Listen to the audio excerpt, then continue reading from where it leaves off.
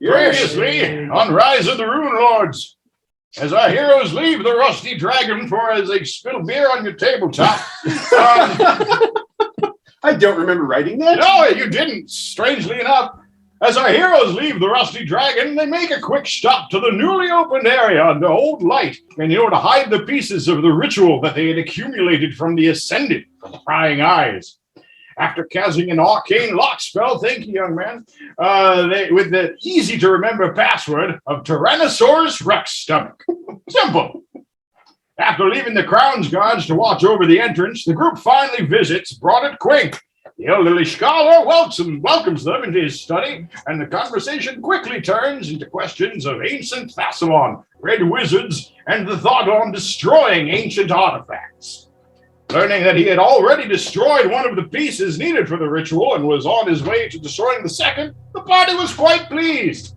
He also produced a letter mentioning that the city of Jin Shalast hadn't been found, but the only people who had come close were the Becker brothers, who claimed they had found the entrance and they had set up a base at the beginning of the path to the lost city. Bidding the old man adieu, the group then went to take a first look at the piece of property that they had acquired in Sandpoint, spent the night, and then began their journey towards the town of Haas and the search for the Red Wizards. Today, the adventure continues.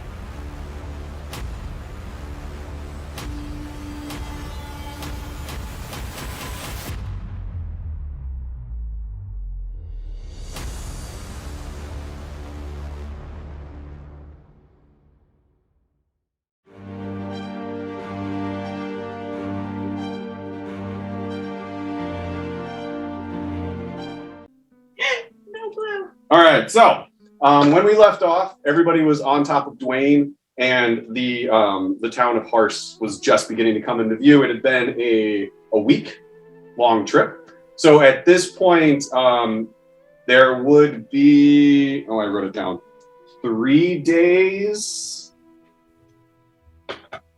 left in Gendrick's timeline. Because it was, you got the letter, you had 3 days, 7-day trip, 4 days. I'm sorry, there are 4 days left. So you had 3 days and then a 7-day long trip. And then let me switch over to this. My brain is failing me. There we go. All right. So as you approach, you do see the city of Hars, as mentioned to you by Fenton. It is positioned at the intersection of the Sarwan and Falcon rivers. The village is built on a narrow strip of land. It is flanked on 3 sides by docks. And as you approach from a distance, you can see ferries crossing both rivers, moving slowly, but you can tell that that is one of its primary functions. And you had been told that it was also a primary stop for Corvosa's trade further inland because of the way the rivers run. You can see a few dozen buildings in the small town, varied as much in size as appearance. 2 buildings seem slightly larger than the rest. Obviously churches from their appearance. Large stained glass windows adorn both 2-story buildings. You do see a couple dozen structures. It seems to be about the same size as Sandpoint. It is a larger village, maybe a small town, but not much bigger than that. And you would say you are probably an hour or so away at this point. And that is where we will pick up.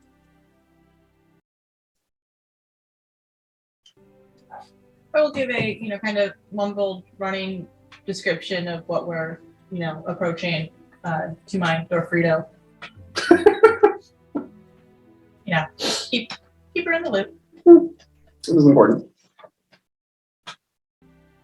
Are there any outstanding features from this point that I can see? What beyond what I described? What are you looking for? Some of the stonework. something that stands out. The church is a plain, but is there anything, a symbol on it? Is there like crosses? Give me a perception check. I shall give it to you. It says 10 plus perception. 19. 19. It's hard to make out when the town first comes into view, but as you begin to get a little bit closer, the two large buildings that are obviously churches, you can see the stained glass windows. You actually don't notice any symbols or anything adorning the outside of them.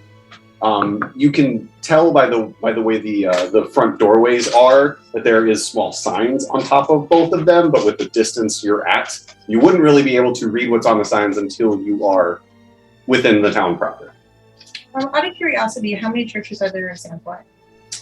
There is just the one, but it is a multi-denominational church. It's got 3 wings for 3 main gods, and it has a section for other various deities. Okay.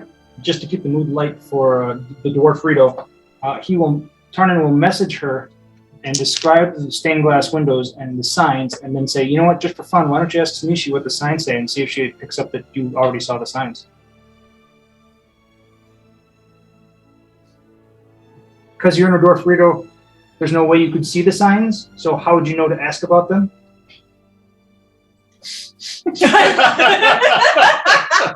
I'm feeling very in character right now.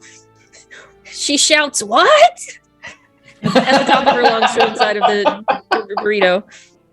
This is like the first Tarnan noise that is she's made other than like whimpering. I start. Well, hold on. A bit. You understand that Tarnan is sending you a whisper, right?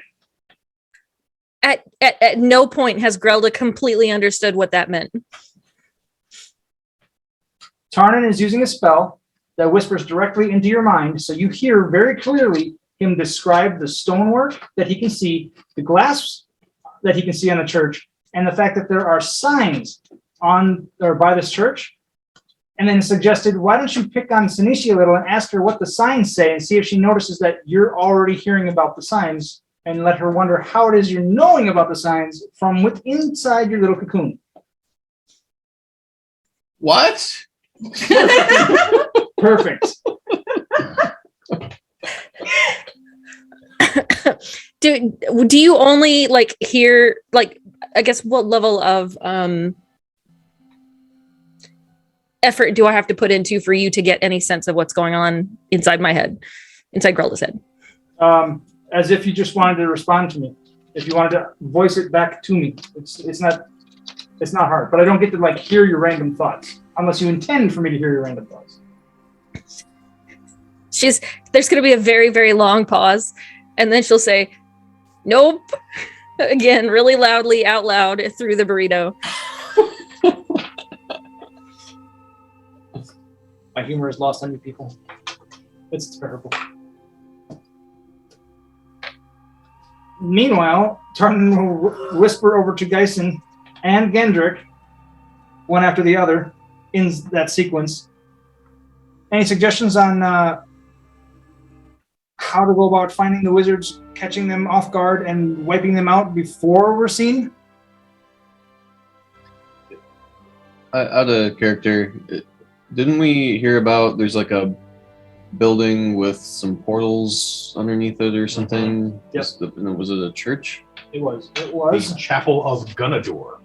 Yeah, that's what I had too. And we didn't actually know if there are any wizards here necessarily, right? This is the Iron Ring is based out of Hars, and the Red Wizards are in control of the ring. So we would have every expectation that they would, at least, if they're not here presently, make base here.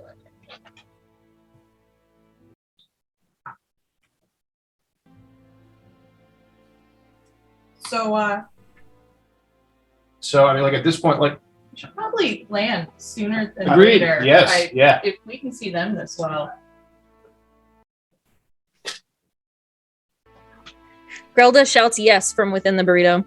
Yeah, all right. Icky will, because like at this point, Icky has has run into enough instances of Dwayne causing a bit of a ruckus as he arrives that I think he'd like have the mind to like without like once we're getting too close to the city, maybe he wouldn't know exactly when to put it down before we would be seen. So if somebody else was keeping an eye on that, cool. But he put it down before like the gates. How far out did you say we are still? I would say about an hour. A flight? At this point. An hour of flight. We'll go with that. Half hour, hour, somewhere in the neighborhood. Okay, so yeah, time to land. Seems like an easy walk. I would suggest I'm not sure if your reputation would carry here all the way to Hars, but if it does, we may want to consider that. Perhaps we could, I don't know, try and act a little inconspicuous, perhaps. Landing the bird early is probably a good start. I'm here for it. Yeah. Inconspicuous is our middle name. Icky takes us immediately straight down. All right, you do land. It would be, say, about 2 hours walk.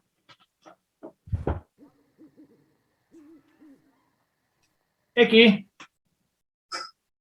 What are we gonna do with your bird? I'm walking. Shit. What are we gonna do with Dwayne? What's the immediate area that we landed? Kind of like, is there any kind of cover or anything where we could like? There would be trees. Let me actually. Stay. Don't eat anything. I mean, it's a magical monster. He'll just sit there, like he's been doing nothing but sit there and be creepy. There you go. Ooh, I like that. You guys would be like right across. You guys would be a little like across the river from there. Okay. Okay. Did we happen to see some sort of like bridge or footbridge over that branch of the river? No. The only thing you have seen is just the ferries Okay. that you've been able to see going. Oh. Since. Nice. No, you're right. I mean, if you want to be inconspicuous, I mean, I'm a bard. I can go find an inn, start playing, talk to people. You guys could be my fellows, or just not here. I don't know. I can be your stagehand. He Yes! flaps his wings and it gets a little flutter or whatever, okay, or whatever he's wearing. We practiced Yes. flourish the. We have. I can carry stuff. I lift heavy things. If we don't see a bridge, do we want to try to go up to the north, maybe? Well, I mean, what you do see is the walkway to the west, like the road to the west, and then there's the road to the east. Those are the sides that the ferries cross. So yeah, it goes across to the west, southwest, and then the southeast. I mean, it looks So like you could cross from that, or you could Okay. go past it to the north and not have to worry about it. it looks like the most common way to get into the city is via the ferry. So, again, to be inconspicuous, just blend in. But if If we you put wanted, on a hat. if for some reason we become us and things happen and we need to get out of there in a hurry, perhaps we don't want to rely on a That's ferry. what I'm kind of thinking too. So I'm gonna have to go with Geisen on this one. We go to the north. Not that anything ever happens with us. Well, there was that one Well, time. I mean, would it be better Like the last for month. us to move Dwayne somewhere north Absolutely. of the city? Maybe we that could hide him don't have behind to the worry H. about crossing any rivers to It's a get really out big there? H. It's a big H. We I can think hide you behind could- H. Oh, You could hide absolutely. I behind think there we have pretty a really well. good time roosting. Yeah, I'm with Lars here. I think we should hide him behind the H. It's the biggest letter we've got nearby. I hate them too. Don't worry. Yeah, no, I like it. That seems why bother with the rivers. Let's just move Dwayne. Agreed. All right, Back on Dwayne. Back on Dwayne. Game on. We're going back. 7 more days of flying. So you do. Dwayne does make his way around to the north, and you do there. It's mostly open plain, like rolling plains. You do find some cusps of trees scattered about, but there isn't I wouldn't say there's like a big forested area, but you can easily find large cusps of trees. I'd say we just like find one that's reasonable distance? Probably like what? Or are we shooting for like a 2-hour walk? Sure. About that distance from town. You just try to like find a cusp of trees to put him down in. Just I'm like, all right, buddy, stay here. If you need to defend yourself. If he's listening, cool. If not, whatever. We'll find out when we get back. He's gonna tucks his wings in and like kind of side swallows into the trees. Just sits there.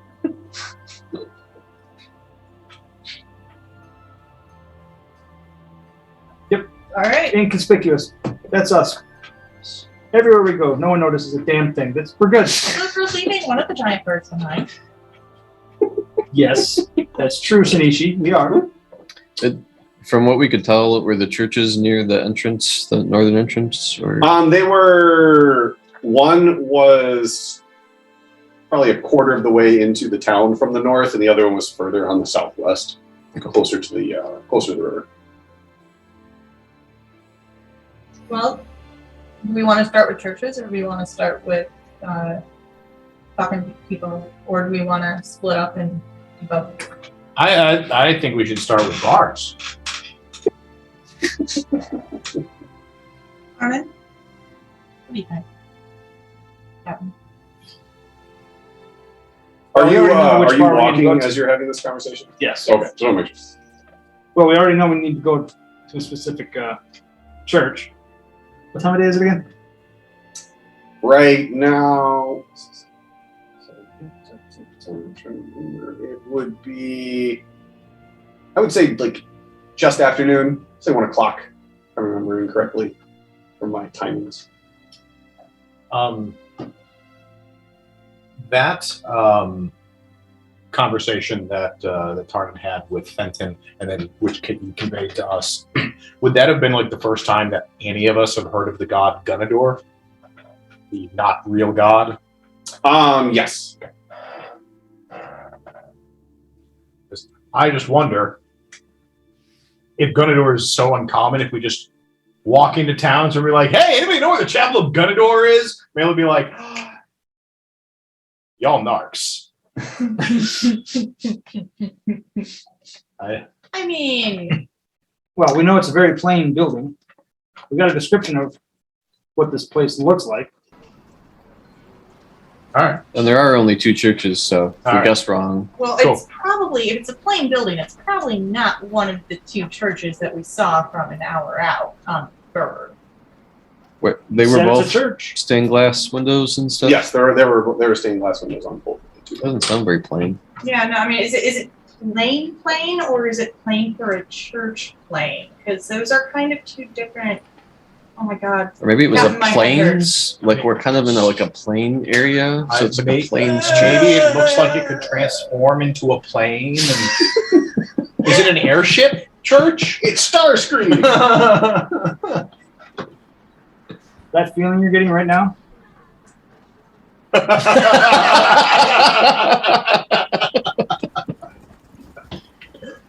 Yeah.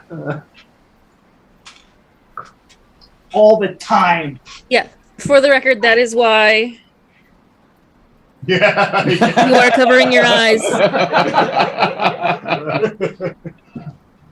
Yes, this moment right here was the inspiration for that. Yeah.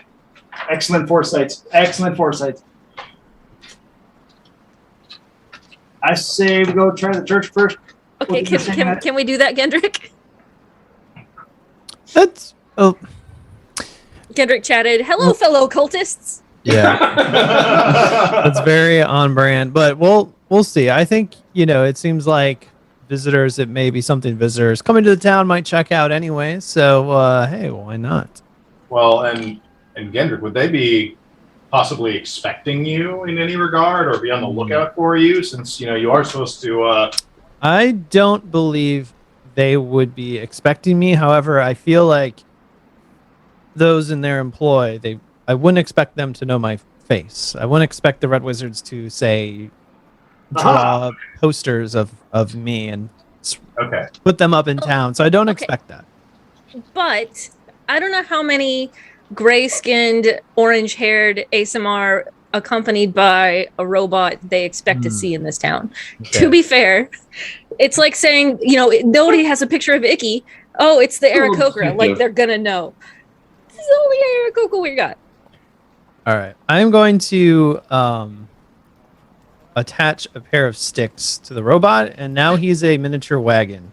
I'm also going to put on a robe with a large hood. Oh my god! Excellent Hendrik, suggestion. what happened to your robot? It disappeared.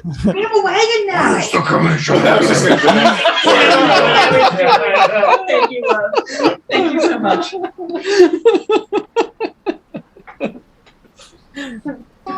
They're asleep. All right. Not R2D2 looks vaguely like something that could be a cart. You can throw stuff on it. Yeah. Yeah. Throw a backpack over him. Yeah. I'm sure stranger things have happened in these parts, so. Would it I mean, help if it's more likely he's a weird cart than that he's a secret death robot. So Yeah, exactly. That's a good point. would the Never mind the small puffs of steam every now and then. Don't look at that. Cart farts. Yeah. All right. He used bad wood.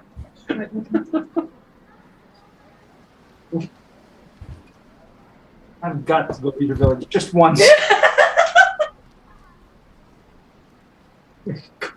Okay.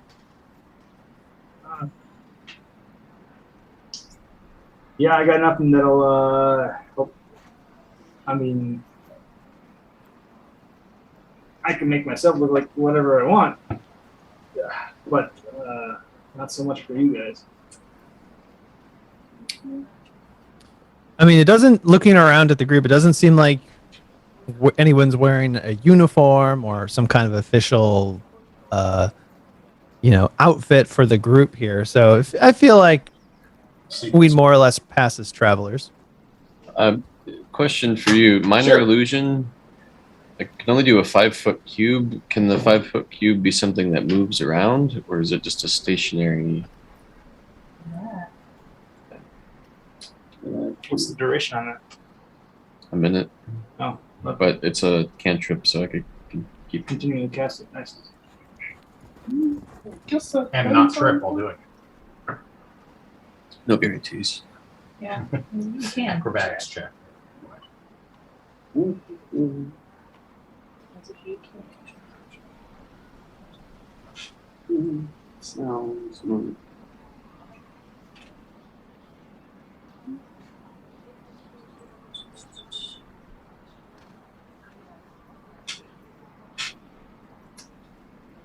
I'm not sure.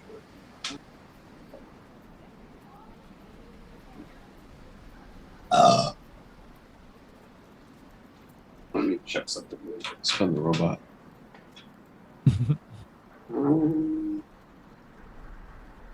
See, I guess nothing in the description says you can move it. Most of the things, like most of the illusion spells, talk about moving. This one doesn't say you can't. It doesn't. If it has to attach to something, it could like attach to shoulders. Or move head and change of face. I think this is kind of like the way I ruled the heal spells. I know that there are higher level illusion spells that specifically call out being able to move the object. Okay. So the fact that this is a cantrip, if it could, then it would be more powerful than those higher level spells. Okay. So I would, since it doesn't specifically call it out, I would say no. Okay. Turn and sighs, and then looks at Gendrick and stops. All right, seriously, what are your intentions? Are we just going to play pussyfoot around, figure out some information, or are you going to let these guys do what they usually do, even when I tell them not to, and just rip the shit out of anyone that's wearing a red freaking robe?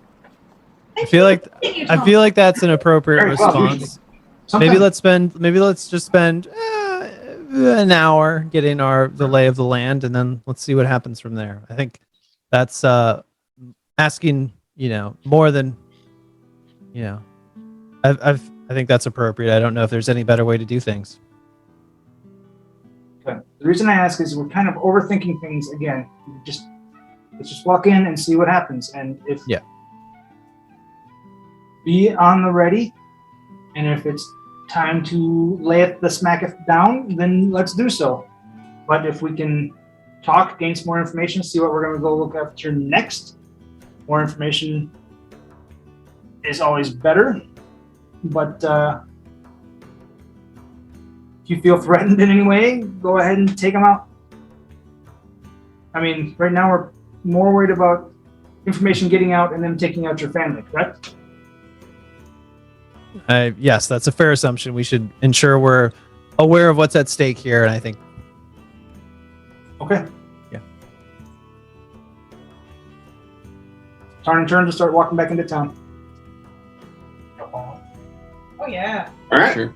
So as you approach town, there, unlike Sandpoint, this does not have a city wall. It is just open into town. There is the main road that you're walking down from the north that kind of goes right through the center. And as you come through into town, you see, you see a couple dozen buildings. Even just from your quick walk before you get an eyesight of the church, you can see a couple of taverns, a general store, a couple of stables, a bookstore. It just looks like a normal kind of touristy town that people would stop at on the way to either deliver goods or to their destination. And you do come up on the first church within just a few minutes.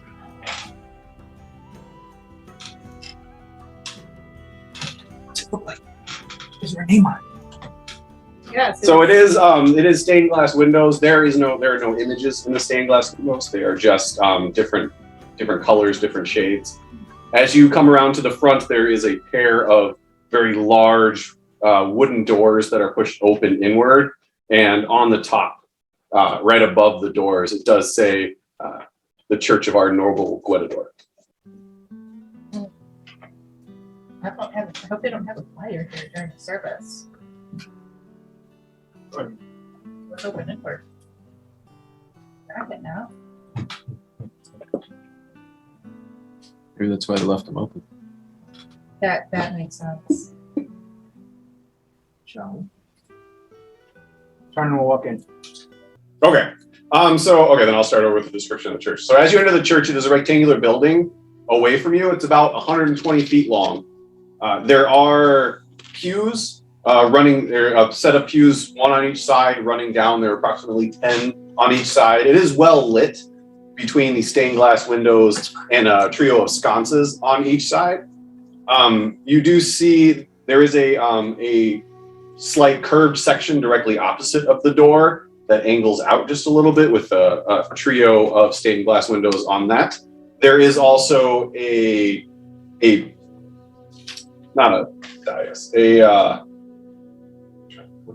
altar, there you go, that the priest would stand behind on the far end from where you are. As you enter, you do see that standing in front of that altar, kind of facing the door, is a tall human male with a white robe that covers almost all of their arms, flows all the way down to the ground with the hood up, kind of like just half hiding the back of their face. They do look older, just past middle age, but not quite elderly, and they have long white hair kind of flowing down their face just to their chin.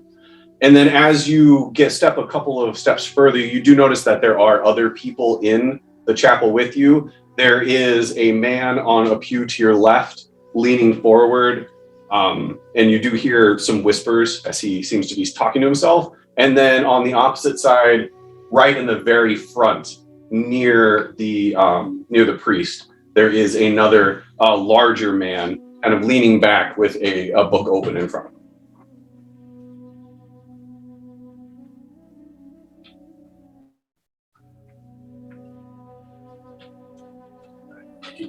You'll kind of like lean in or look. So what's the play here? Do we see any? I'd like to kind of take a look around and see if there's any doorways or obvious stairwells, perhaps going down, just to kind of get a lay of any other rooms or anything. Give me a perception check. I will. I'm opening up my sheet again right this second.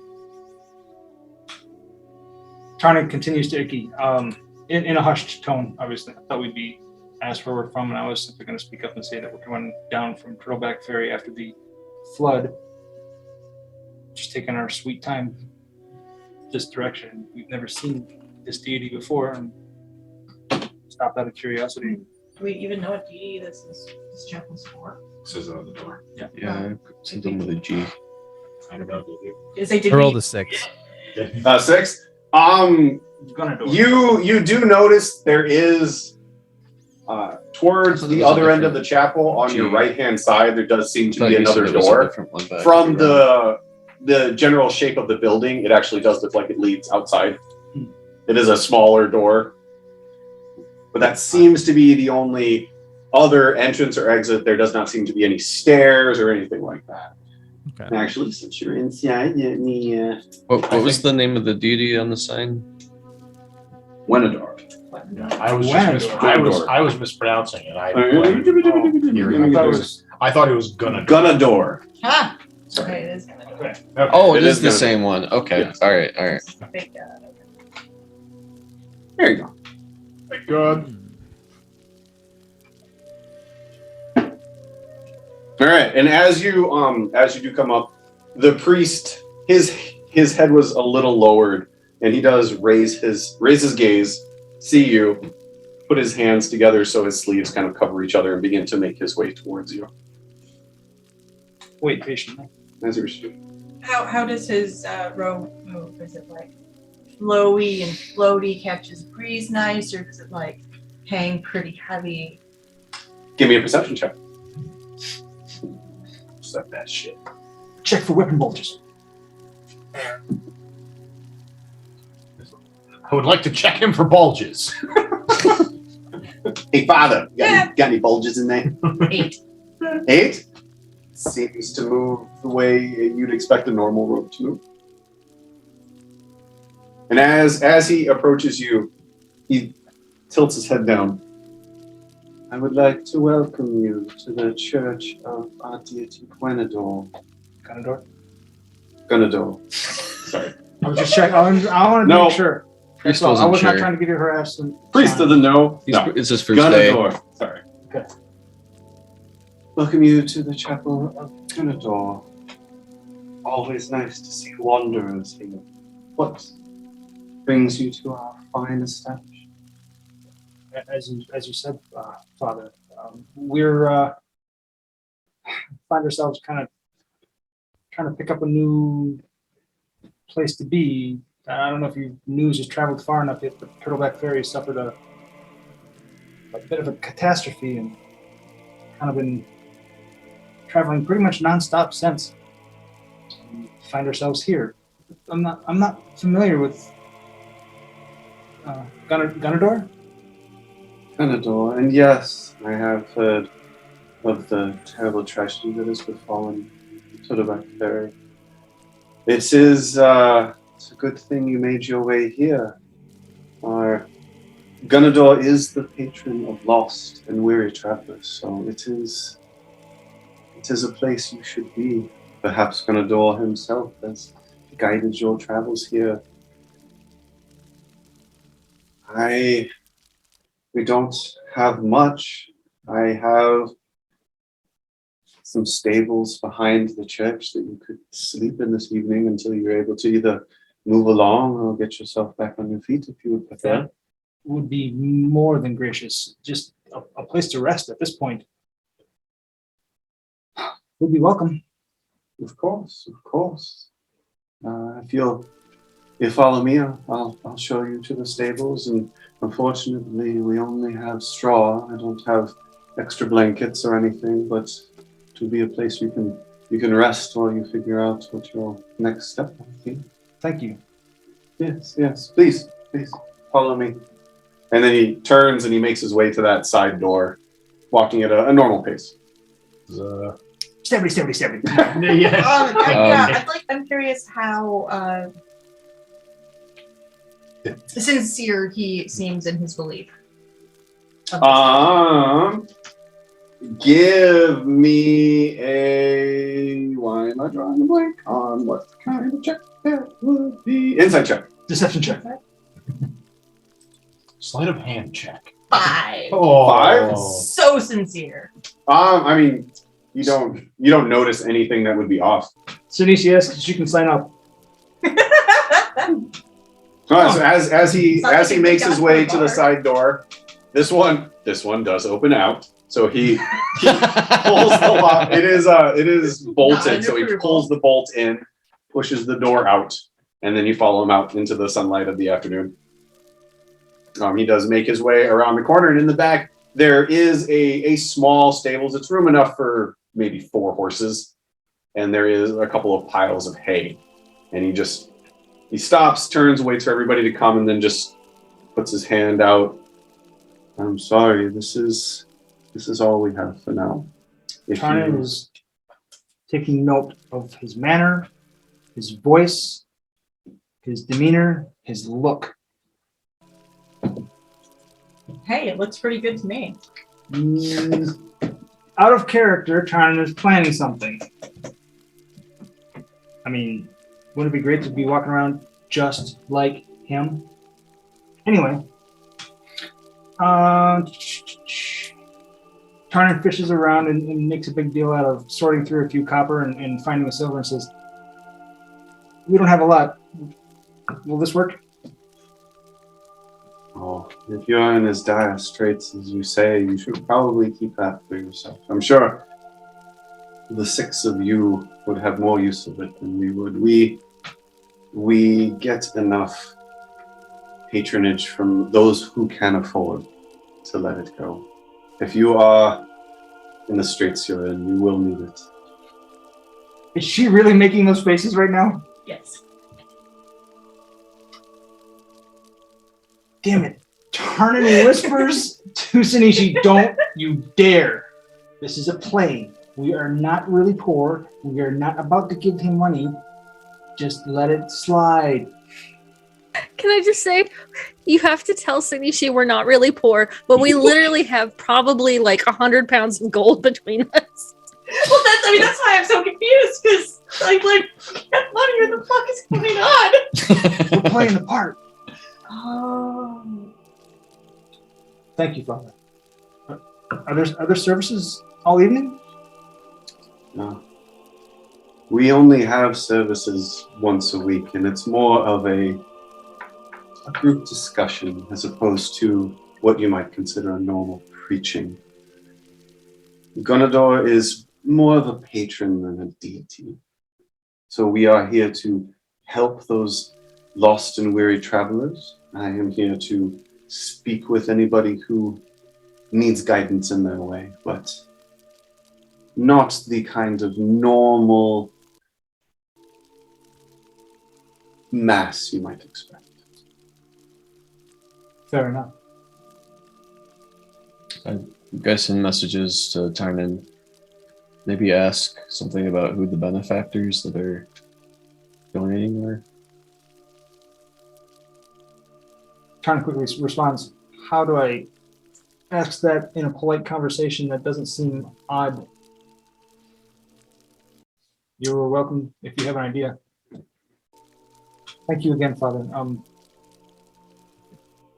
Of course, I would ask, hopefully, I can give you the space as long as you need it, and as long as we don't have other weary travelers who might need it as well. So if others come along, you might be asked to share and make space.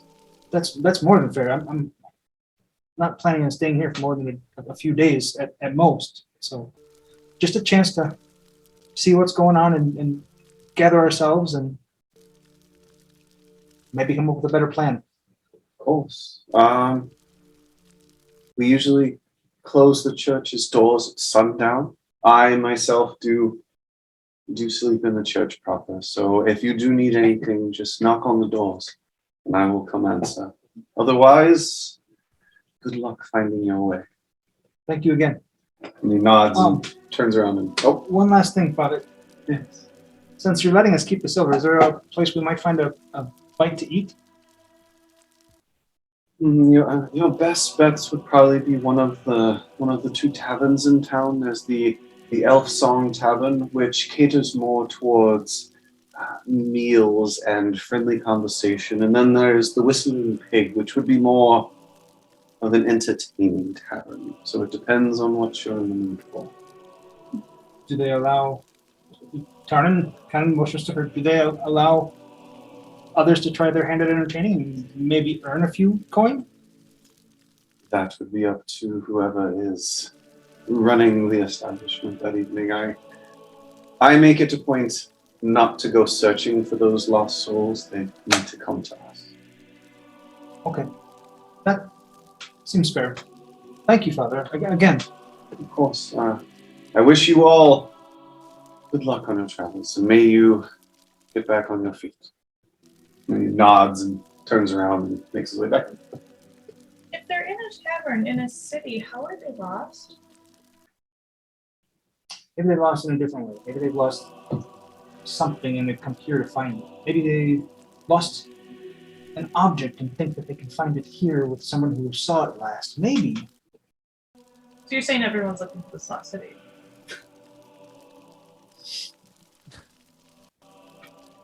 Hopefully not everyone, but maybe some are. Cool. It's rather insightful, Sinisha. James.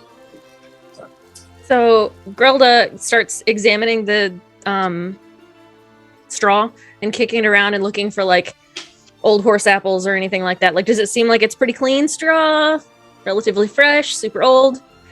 It's fairly clean. Grelda does notice that I wouldn't say it's relatively fresh, but it also hasn't been here for 2 weeks. So you do notice that there are no actually. Give me a perception check. Almost got that one for free. I was wondering. I'm like, ooh, I'm not gonna say anything. Almost. Trying to school my face. Ooh, hot diggity. 19. 19? Tell me everything about this hay. So what you do actually notice is there are no horse apples, there is no feed, and there is no dung. Like, it is not fresh hay, but it's not old hay.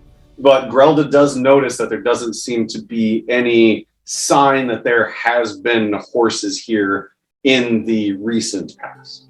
Does it smell like horses? No. Yeah, because like, what? Not particularly. Okay. Yeah. Wow. That's amazing. Because stables do. Horse girl coming out here. Stables do retain a horse smell even long after horses haven't been there anymore. Does it seem like perhaps this has never had, like, horses, oxen, donkey, anything like that? I wouldn't say never, but it's extremely faint. Like, it's to the point where you're not able to tell whether anything you smell is coming from the stables or just from the town proper, with the horses and the oxen kind of randomly moving around. So you smell it, but you're not 100% sure whether it is from the stables or not. All right, that's weird enough that I do relay it to the group. Okay. You know, now that you mention it, it doesn't smell like paddock at all. Huh. That's A horse paddock, not. that's weird. Yeah, so Grelda was actually gonna just like put her stuff down and just be existing on the earth for like as long as possible before we left this place. But she's just enough weirded out by this that she's actually going to kind of check out the rest of the stable and maybe like the surrounding area and just look for other things that kind of stick out as not quite being what they appear to be. You guys can help. You can give me, guys can give me his own perception check. I will say, since Grelda is specifically looking from like a horse angle, Geisen wouldn't be able to help with that, but you could give your own perception check to look for other things. So I'm sure it wouldn't be investigation. Hold on. I actually bookmarked this because I am terrible at because I'm terrible at figuring out which one to use. Doesn't it, if you're like touching it, it's investigation, but if you're just looking at it, it's perception? Or smelling was also perception at one point. Let me see. Wisdom checks allow a character to perceive what's around them. Intelligence checks answer why things are the way they are. But what about insight? Insight falls under intelligence, doesn't it? Wisdom. With insight, it falls under wisdom. Okay. and then investigation falls under intelligence. Mhm. So insight is to perceive, and intelligence is to figure out why the things you see are out of place. So I will actually let you pick which one you rather. And then for you, Tammy, everything in the stables is set up for horses or oxen or animals. It just looks lightly used at best. That's really all you notice. Like, you don't notice anything out of place. It just doesn't look like there have been a lot of animals here. Is there any like sign of like hoof prints and stuff outside? Like, There. Go ahead. Oh, there are, but outside of the stables is just basically one of the roads of the town. Oh, okay. So there are, but you don't see any of those prints, any of those fresh prints inside of the stables. Okay. Out there. Yeah, because they said they have like benefactors, but apparently these benefactors don't ride a horse in. You all. Okay. Does the stable appear that it's for like the town in general or for the church specifically? It's attached to the church, so you get the idea that it would be for the church. Geisen would like to investigate. Okay. And roll that, and then tell me what you're looking if there's anything in particular you're looking for. So I would like to propose an episode title of Fresh Prince and Horsehair. I was trying to figure out when we can find like a fell and get on Dwayne Yeah. as we leave. Fresh Prince of Fell Air. Yeah, there you go. I thought we already titled this one, y'all. We did. I mean, that What? doesn't mean we won't find more. This If we is find a accurate. bad smell, isn't that like a foul? Yeah. Oh yeah. You did say a one horse town. The last time. That's right. That was your suggestion previously. That's true. I guess I'm just looking to see if anything seems like it doesn't fit with a church stable. Okay. Like, And what'd you? 17. 17. Really kind of the same thing Grelda saw, just the general lack of use, especially with the amount of horses and cattle you see walking around, like moving around town. When you were walking through, you did see like a large stable, like a horse stable. So you do know that there are a lot of horses in this town. There are a lot of cattle in this town, one way or the other. And you would be surprised at how little use this stable has seen. Just my sort of general knowledge of churches, I guess. Is it common for a church to have a stable? Oh, yeah. In the churches in these more medium, smaller sized towns, since they serve a lot of rural areas, people would come in either with their, either bringing in their goods or on their horses to attend church. So it is not uncommon at all for a church to have some kind of stable attached to it. But it would be uncommon for that stable to not be used. Yeah. If the church is well attended. Which there's people, you said there's like people in there. Just a in the couple, middle of though, the right? day. There were 2 people, yes.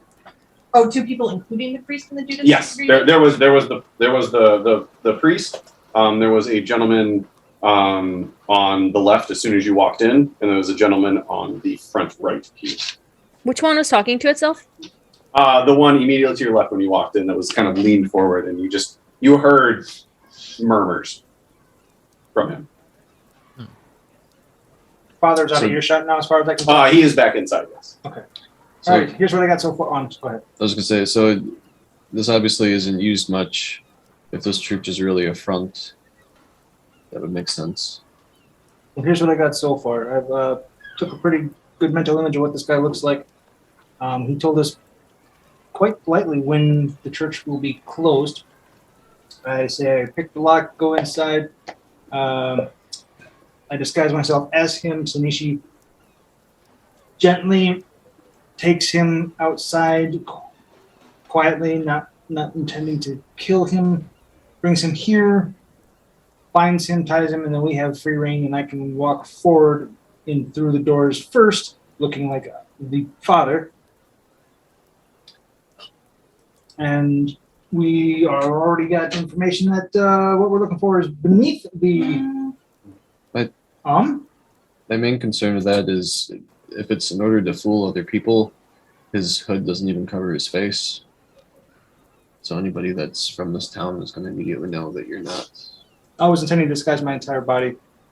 Spells, magic. Oh, okay.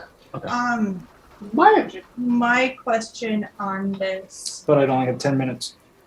because I'm guessing, I mean, this is just a guess, but from what we've seen, you know, it's a secret fake god, fake religion thing. I'm guessing that I would guess that there's secret passages and doors and shit that this priest should know about. So if you're going to emulate him, we might want to get more information. I could As the group is, I like to say, as the group is looking around and kind of talk about next tasks, I'm gonna walk up to Geisen and just mention something along the lines of, as a fellow practitioner of the magic arts, I'd like to note myself, my forms of my knowledge in the field of magic is rather limited to obviously arts of artificery and what have you. You seem like someone who's perhaps more schooled in the schooled is an interesting word, has more knowledge in the various schools of magic. Is there some way you can perhaps detect magic in a way that we could perhaps see if what we're either the stable or the chapel itself is perhaps not what it appears to be? No, I'm afraid not. But I do have a spell called Detect Magic. Ah, interesting. Very interesting. My only thought is perhaps if you motions to the rest of the group, perhaps we could give Geisen perhaps 10 minutes to perform some kind of ritual so that he may see behind the veil. How far? Like, what time is it? Is it close to dark? Or No, you It's guys. midday. Well, you landed at 1. You said you landed about 2-hour walk away. It's like 3. At this point, she walked into town. I would say it's like 3:30, between 3:30 and 4. Okay. So it is still. It lasts 10 minutes, so I'd want to be able to get inside the church during that time. I think it's 10 minutes. It takes you a while to cast it as well. Well, And normally it takes 10 minutes. I do have an ability where once a long rest I can forego the 10 minutes. I think we have time to spare 10 minutes.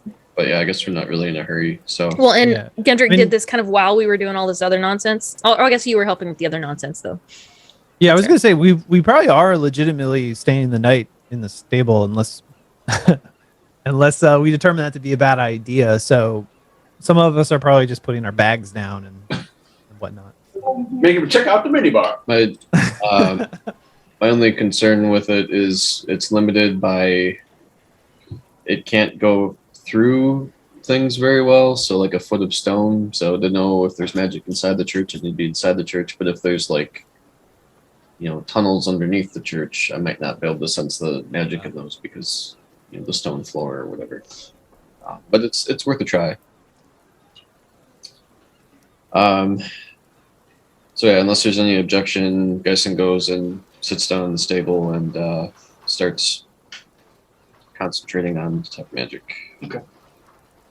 If it would help anything, I could try to cast fairy fire, in the room, which highlights every object with a light, so we could see if there's we use that to maybe see if there's a hidden door or some shit, so nothing can sneak in on us It's good to know. unexpectedly. Okay. Good to know. Just making sure we're all on the same page. Our primary goal here is to get the priest, interrogate him now, so we can find out where Gendrick's uncle is. Well, it has been an hour, so we can take a 5-minute break, especially since they're back. Okay. So we'll take a quick break, and when we come back, continue that conversation and the ritual spell. We'll get done casting. And move on from there. Never mind. All right. So Bill was words, and Tarnan was talking, and Geisen was casting a ritual. You should become an author. Talk. Words. Top to bottom, left, right, top to bottom, group of words, make a sentence. Yes. It's a cat that's being upside down. It's a cat that's impatiently tolerating its human. Cat that's He's waiting for snacks. Ah. His nose. Poop the snoot. All right, so Tarnan, what the hell was I talking about? you were talking about did it. tactics or plans. Oh yeah. Just make sure we're on the same page here.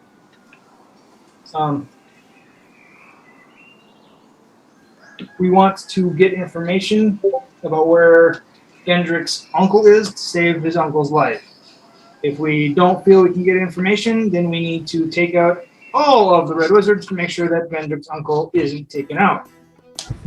Don't we want to take out all the Red Wizards anyway? Just I for... certainly do, but right now our primary concern, as much as no offense, Gendrick, as much as it slows me down, is I would love to take out the Red Wizards, but primarily we need to protect the family of our family. Fam. The fam's fam first. Understood. Yes. So your proposal was basically kidnap the priests, interrogate the fuck out of them, and have you tied her to us.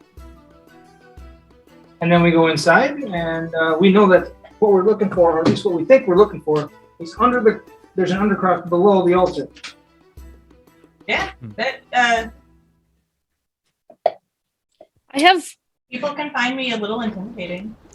I have objections to the kidnapping and interrogation portion of this plan. And I was like, the guy seems like, how sure are we that he's in on it?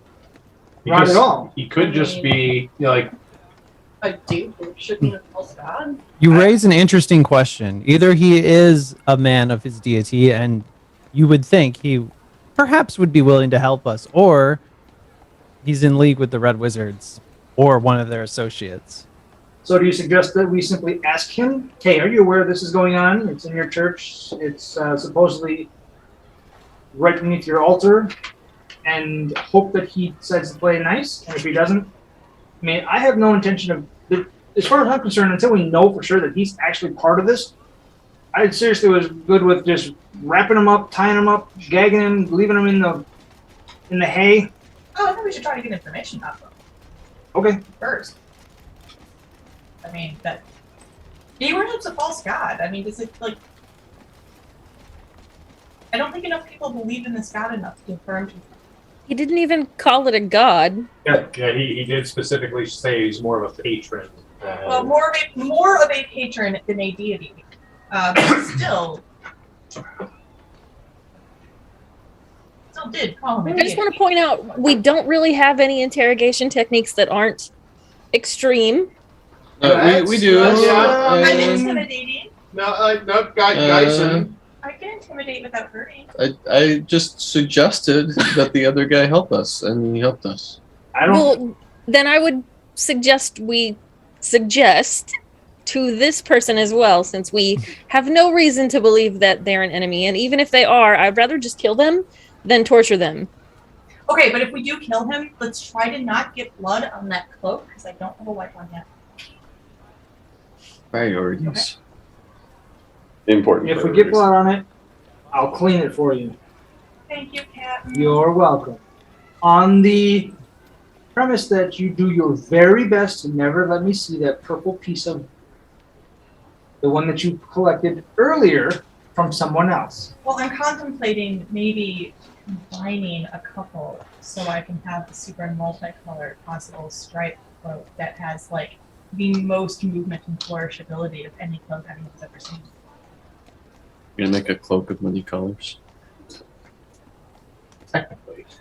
I mean, worst case, if we give this guy a couple bruises, I mean, and he's not in league with the Red Wizards, and he's actually totally honest with us, I can throw 10 gold his way to make it worth his trouble, and we can go about our day. I mean, I can also heal a couple bruises. No problem. I have moral you should objections. understand. What moral objections do you have? Physically harming someone on the concept that they might have information for us. I still haven't said anything about harming them. In I fact, thought Gendrick was talking about bribing. yeah. I heard bruises. Gendrick said paying back for bruises. Yes. We'll see.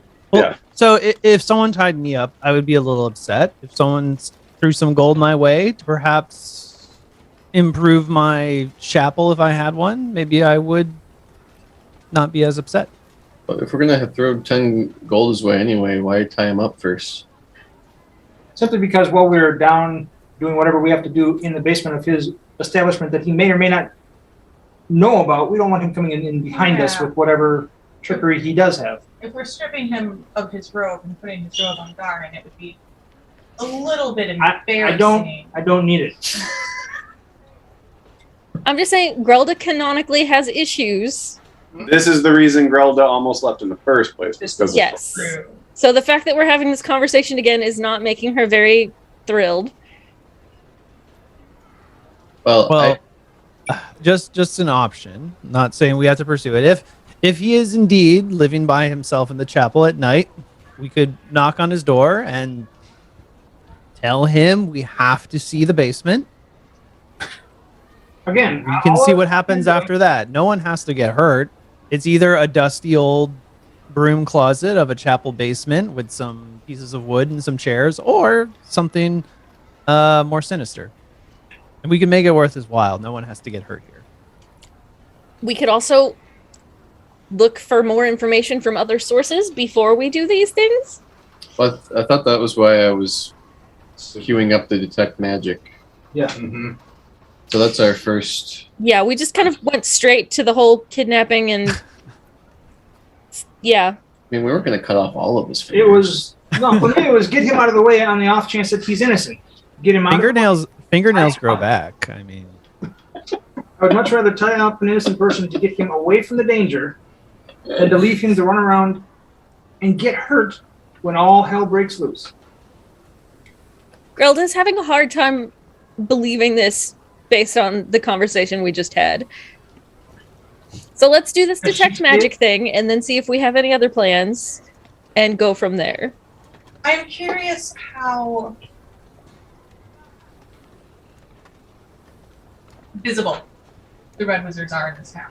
Like, if we, walk the streets a little bit, go to a tavern, go shopping, will we see one? Will we see a dozen? Will we see none? Let's do that right after you guys have done checking out the outside of this building. Well, if I'm sitting on the outside, I was going to go in through the front door and. Detect magic can't go through a foot of stone. And the building is stone. Is it stone? You'll find out when he's done with the ritual. Alright, so I would say at about this point, Kyson does finish his detect magic ritual. Do I detect anything in the immediate vicinity? Outside by the stables, you don't. Nothing peens while you're out there. Let me rephrase that. Outside of the items that you all carry, every single one of you is glowing in some respect because of the magical items you carry. Then I will just kind of make a walk around the outside of the church. Perimeter. All right, so as you walk around the outside of the church, you don't. How far does it reach? So 30 feet? 30 feet, I think. Yeah. Oh, okay. You don't notice anything until you do. Let's see. All right, so you come around the front where the open door, where the double open doors are, and you don't notice anything. You continue around until the side door, and the side door is still open. The priest did not close it when he went back inside. And as you walk by, the priest is standing again right in front of the altar, and you don't notice anything from the priest, but the altar itself does have an aura around it. Am I able to? Does this tell me anything? I think it tells me what school of The magic school it of is. magic, yes. It is the school of illusion. Is anybody walking with me, or am I walking by myself? I'm with you. I'm gonna be with you because I'm. Grelda is also with you. So whoever's with me, I guess we're standing inside the church at this point. No, you would. I mean, you said you were going outside, and it does go 30 feet. So the altar is within 30 feet of the door. So as you walk by the door, that's when you notice that it has that Okay. sharp aura around it. Then I just turn away from the door so that my son won't carry inside, and just like quietly tell you what I've found, that the altar appears to be an illusion. Do you see anything that could maybe be like a magical hidden doorways or anything? Just the altar Just the so far. So should Anyway, we go in? I mean, at this point, especially since we'd heard about the altar, it seems pretty clear that that's what we're looking for. But it wouldn't hurt, I guess. I might as well go around to the front and then walk in and just sit in a pew. Like, I mean, if I sit in the pew towards the front, am I able to cover the entire Yeah. place with my 30 feet? so you said it's 120 feet long. So let me So- just, for shits and giggles. Gross. Shits and giggles. Okay, you said 30 feet? Mhm.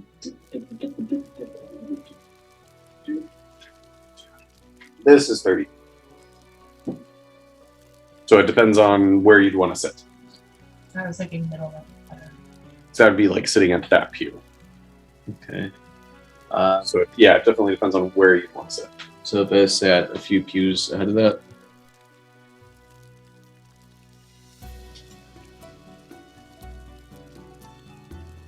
I was like, right. It- It would be a good spot to sit, I think. is the priest in front of the altar again? Yes, he is. He is standing where he. Sorry. I know it's kind of zoomed out, but there is a priest standing right there. And then the man with the cloak was Yep, there's a gentleman up here and a gentleman. So Geisen sits in the pew and just kind of makes a show of like bowing my head quietly and All right. As you walk in, the gentleman to your left is still leaned forward, and you still hear murmurs from him, but you do get an aura from him. And then as you step forward and sit on the pew, the priest does look up to you. He kind of watches you sit down, and then begins to walk forward. But as you sit down, the man sitting at the front pew, you do notice something from him as well. the book guy. Yes. A little shortly after we sit down, I'm going to be sitting down with them. I'm going to start, kind of almost keening, just, oh, great, wonderful Gunador, thank you, Lord, I feel you. You're treating me well. While Geisen is praying, he just kind of He's crying into his hands. Yeah, just a very, very loud, vocal, exuberant, like, this is how you fucking worship! So as Wait, hold on. Grelda, like, full body cringes away from her and, like, just, like, half stumbles and falls into the pew next to the muttering dude.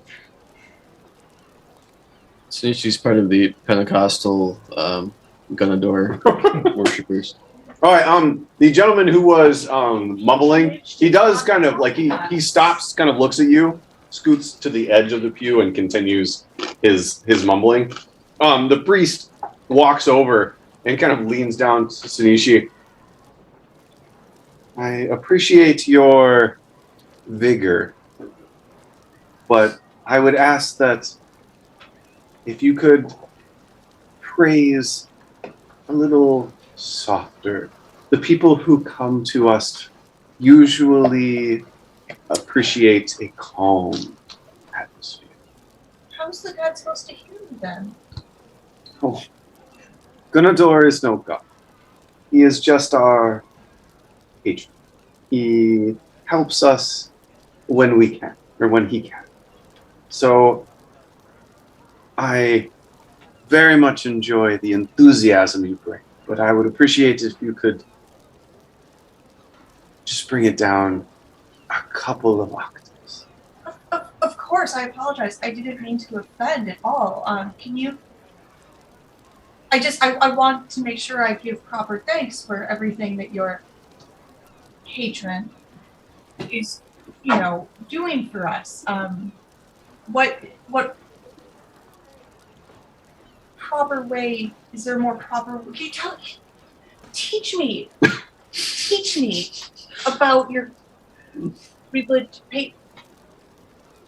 beliefs, so that I can make sure to.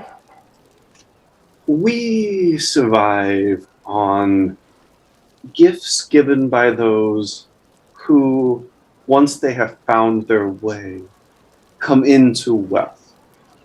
So we will help you as best we can, and if you manage to move up in the world, we would never turn down help for those who might be in your shoes later.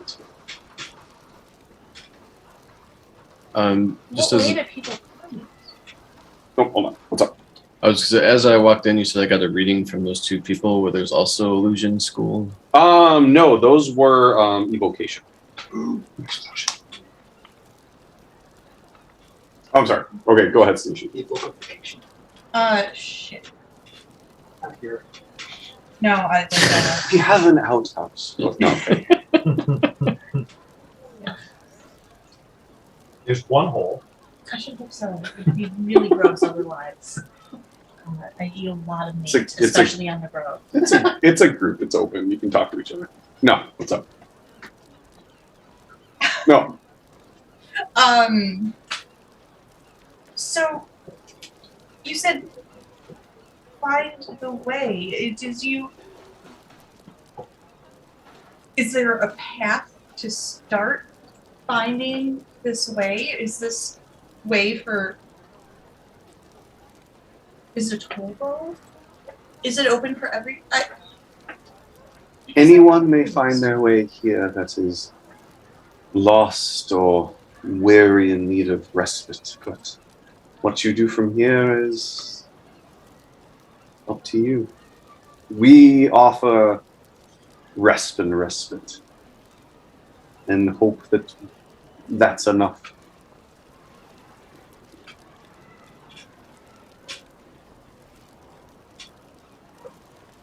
From where Geisen is he able to hear the guy that's doing the mumbling or whatever? No, but Grelda, give me a perception check while Sanishi's talking. Yeah, if you can't tell, I am trying to keep this guy distracted. If you can't fucking tell. There's just. I have to be completely honest. I feel like Sanishi would be secretly the best spy ever because she comes across as someone you'd never believe would be a spy. But she just constantly asks people to teach her things, and people want to do that. I mean, it helps being dumb sometimes. People just want to fix dumb. Unfortunately, some dumbs just can't be fixed. Have 6. you guys all seen Firefly? 6? You The episode where can't Rivers- make out what the Django guy is is saying. there is exactly the kind of distraction we could have used. All right, Sanishi. Wait. I scooch a little closer. He kind of like stops, looks at you, like catches eyes with you, and you see that he has light gray eyes. It is he's a half elf with long kind of straw yellow hair down to just past his shoulders. It's kind of hanging in his face, and you make eye contact with him, and he just looks at you, just kind of nods, and just puts his head back down, and then just stops talking. Can never trust those half elves. Especially not when they're blonde. So, okay, so your religion, it's about trying to help people find the way. You have. While she's talking, is it okay if I do Yes, something? please do. Absolutely, please do. Okay, so hold that thought. What is? You're sitting right next to me? Is that?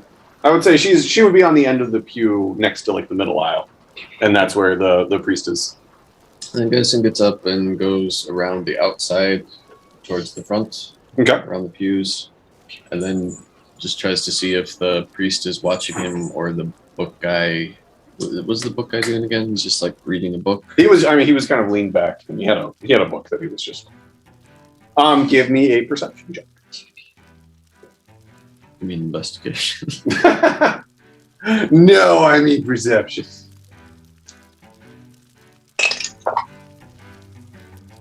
You roll a 72 on a 20-sided die. That's pretty impressive. It is pretty impressive. 12. 12.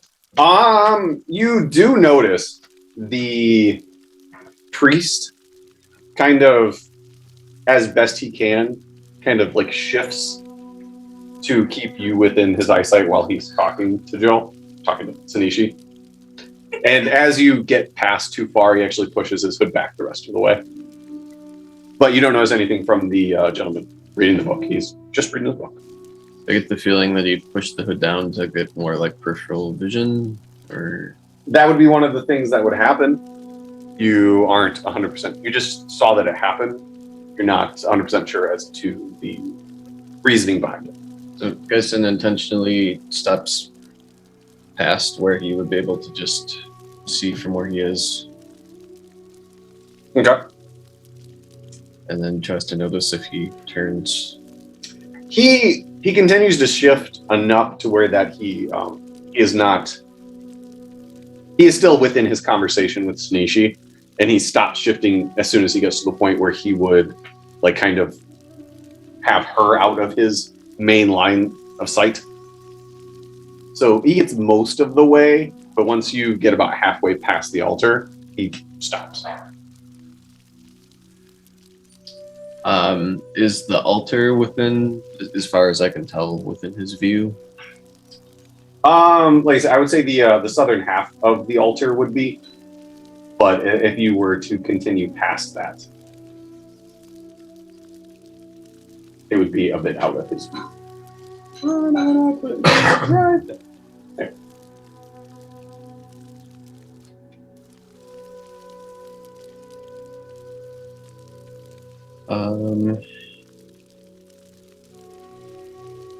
Does it look like anybody is watching me right now, as far as I can tell? With that perception check, the only person you noticed kind of tracking your movement for a little while was the priest. As far as you can tell, nobody else is paying attention right now, or nobody else is focused on you, I should say. Okay.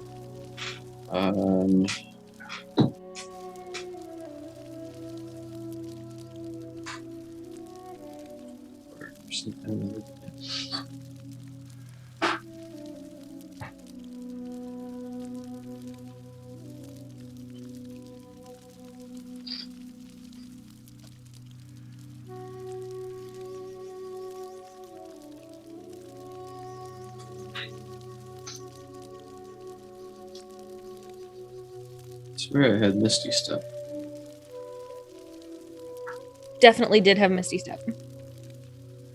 Do you not have it memorized, maybe? You did. Didn't you change some of your stuff too with my updates? You change your prepared spells. I probably did at one point.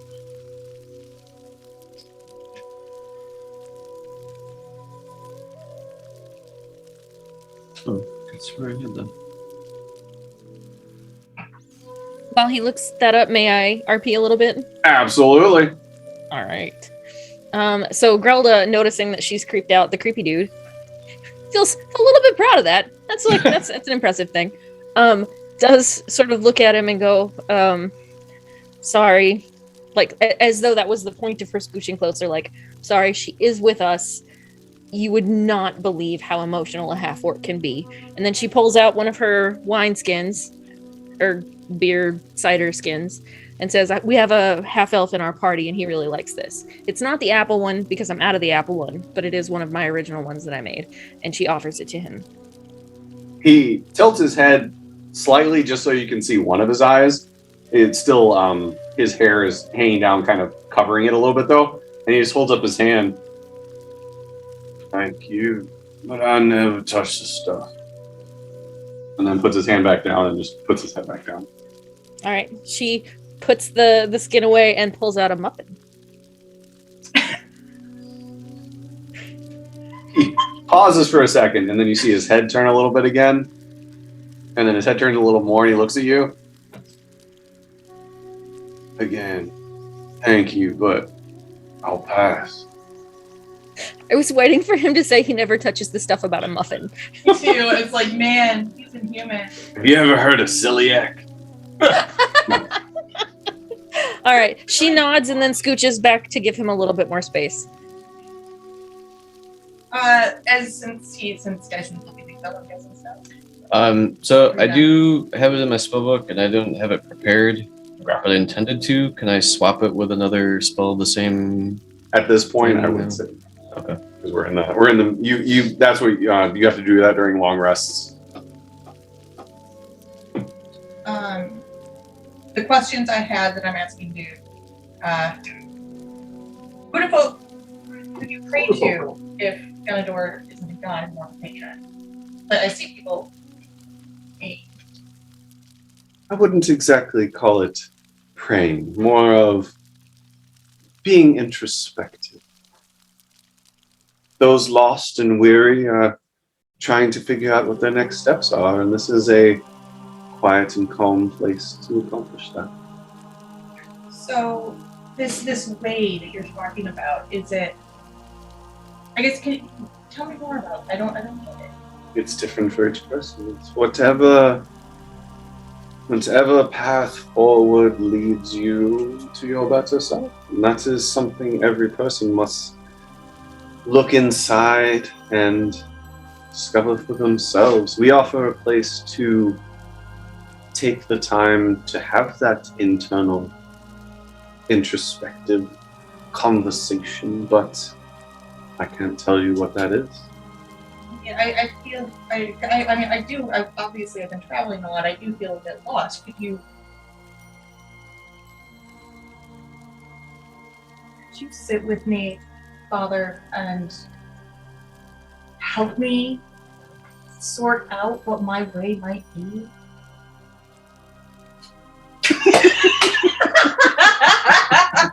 Say no to that one. So while this is happening, Mm-hmm. am I within 30 feet of the altar where I'm currently at? You kind of walked up past the altar, like kind of rounded in front of it. So I would say, yeah. I would say you're kind of around the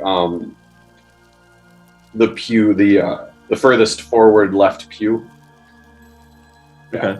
I'm gonna cast Mage Hand, which is invisible for me, Okay. and kind of prod at the altar. Where on the altar are you from? Because it's like 12 feet wide. I'm sorry, it's 12 feet, just long, 6 feet wide. I guess the corner next to me, like what I can see to see if it seems like Mage hand, it does seem solid. Okay. And then the priest does turn to you. If you think that speaking with me would help you and your group figure out the way forward, of course, that's what I'm here for. And he kind of makes it like moves a little bit to sit. Like you're at the end of the pew, like you're touching the end, and he kind of like moves a little bit and waits for you to move. Like it's I'm gonna sit here.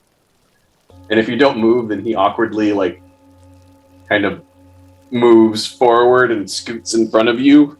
Does he like ass to face scoot in front and sits down next to you? I think I'm gonna go for your number 2 on that one, just to help get him more away from everyone else and everything else. Okay. And then he kind of looks at you and he just says, well,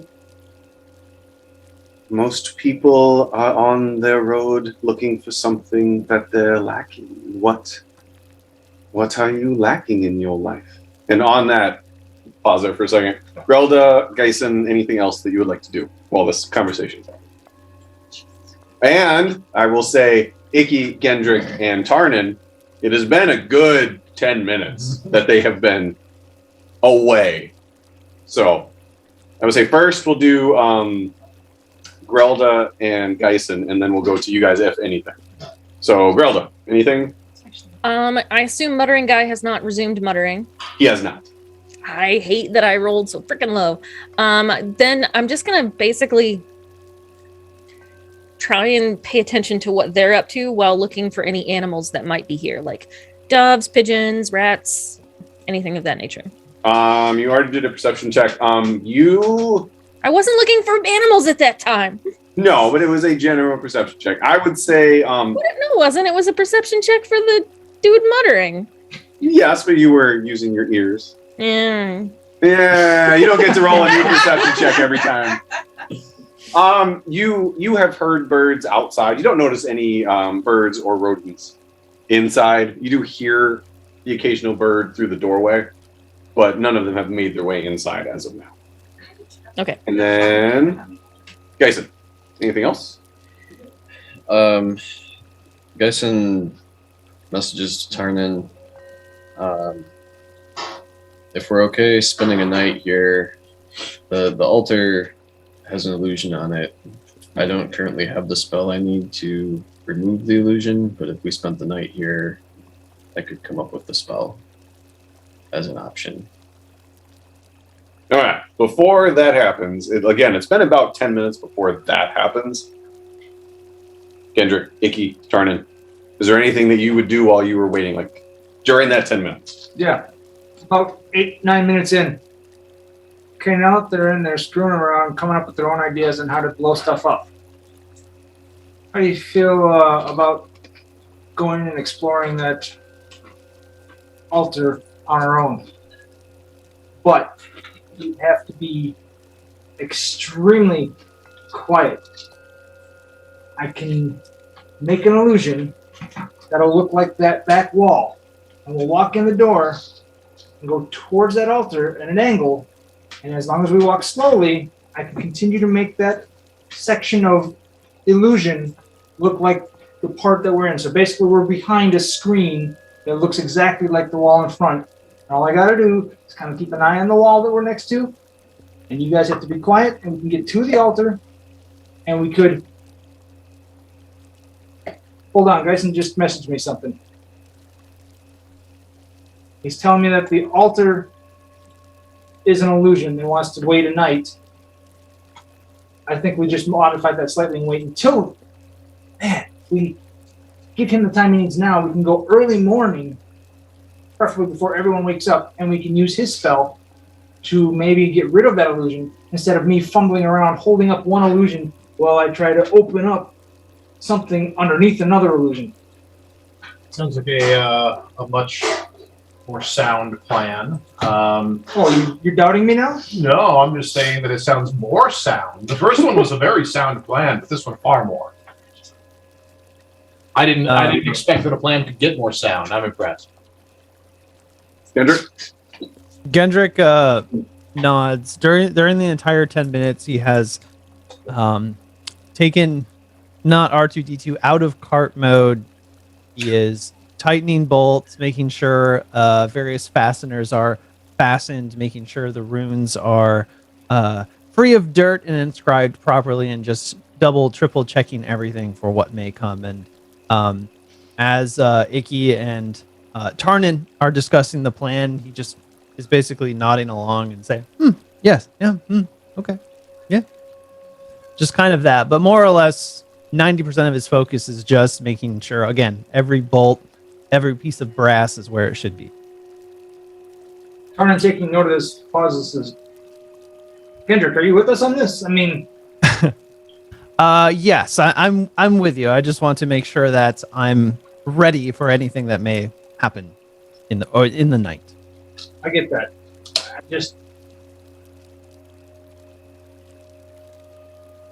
We don't know where your uncle is.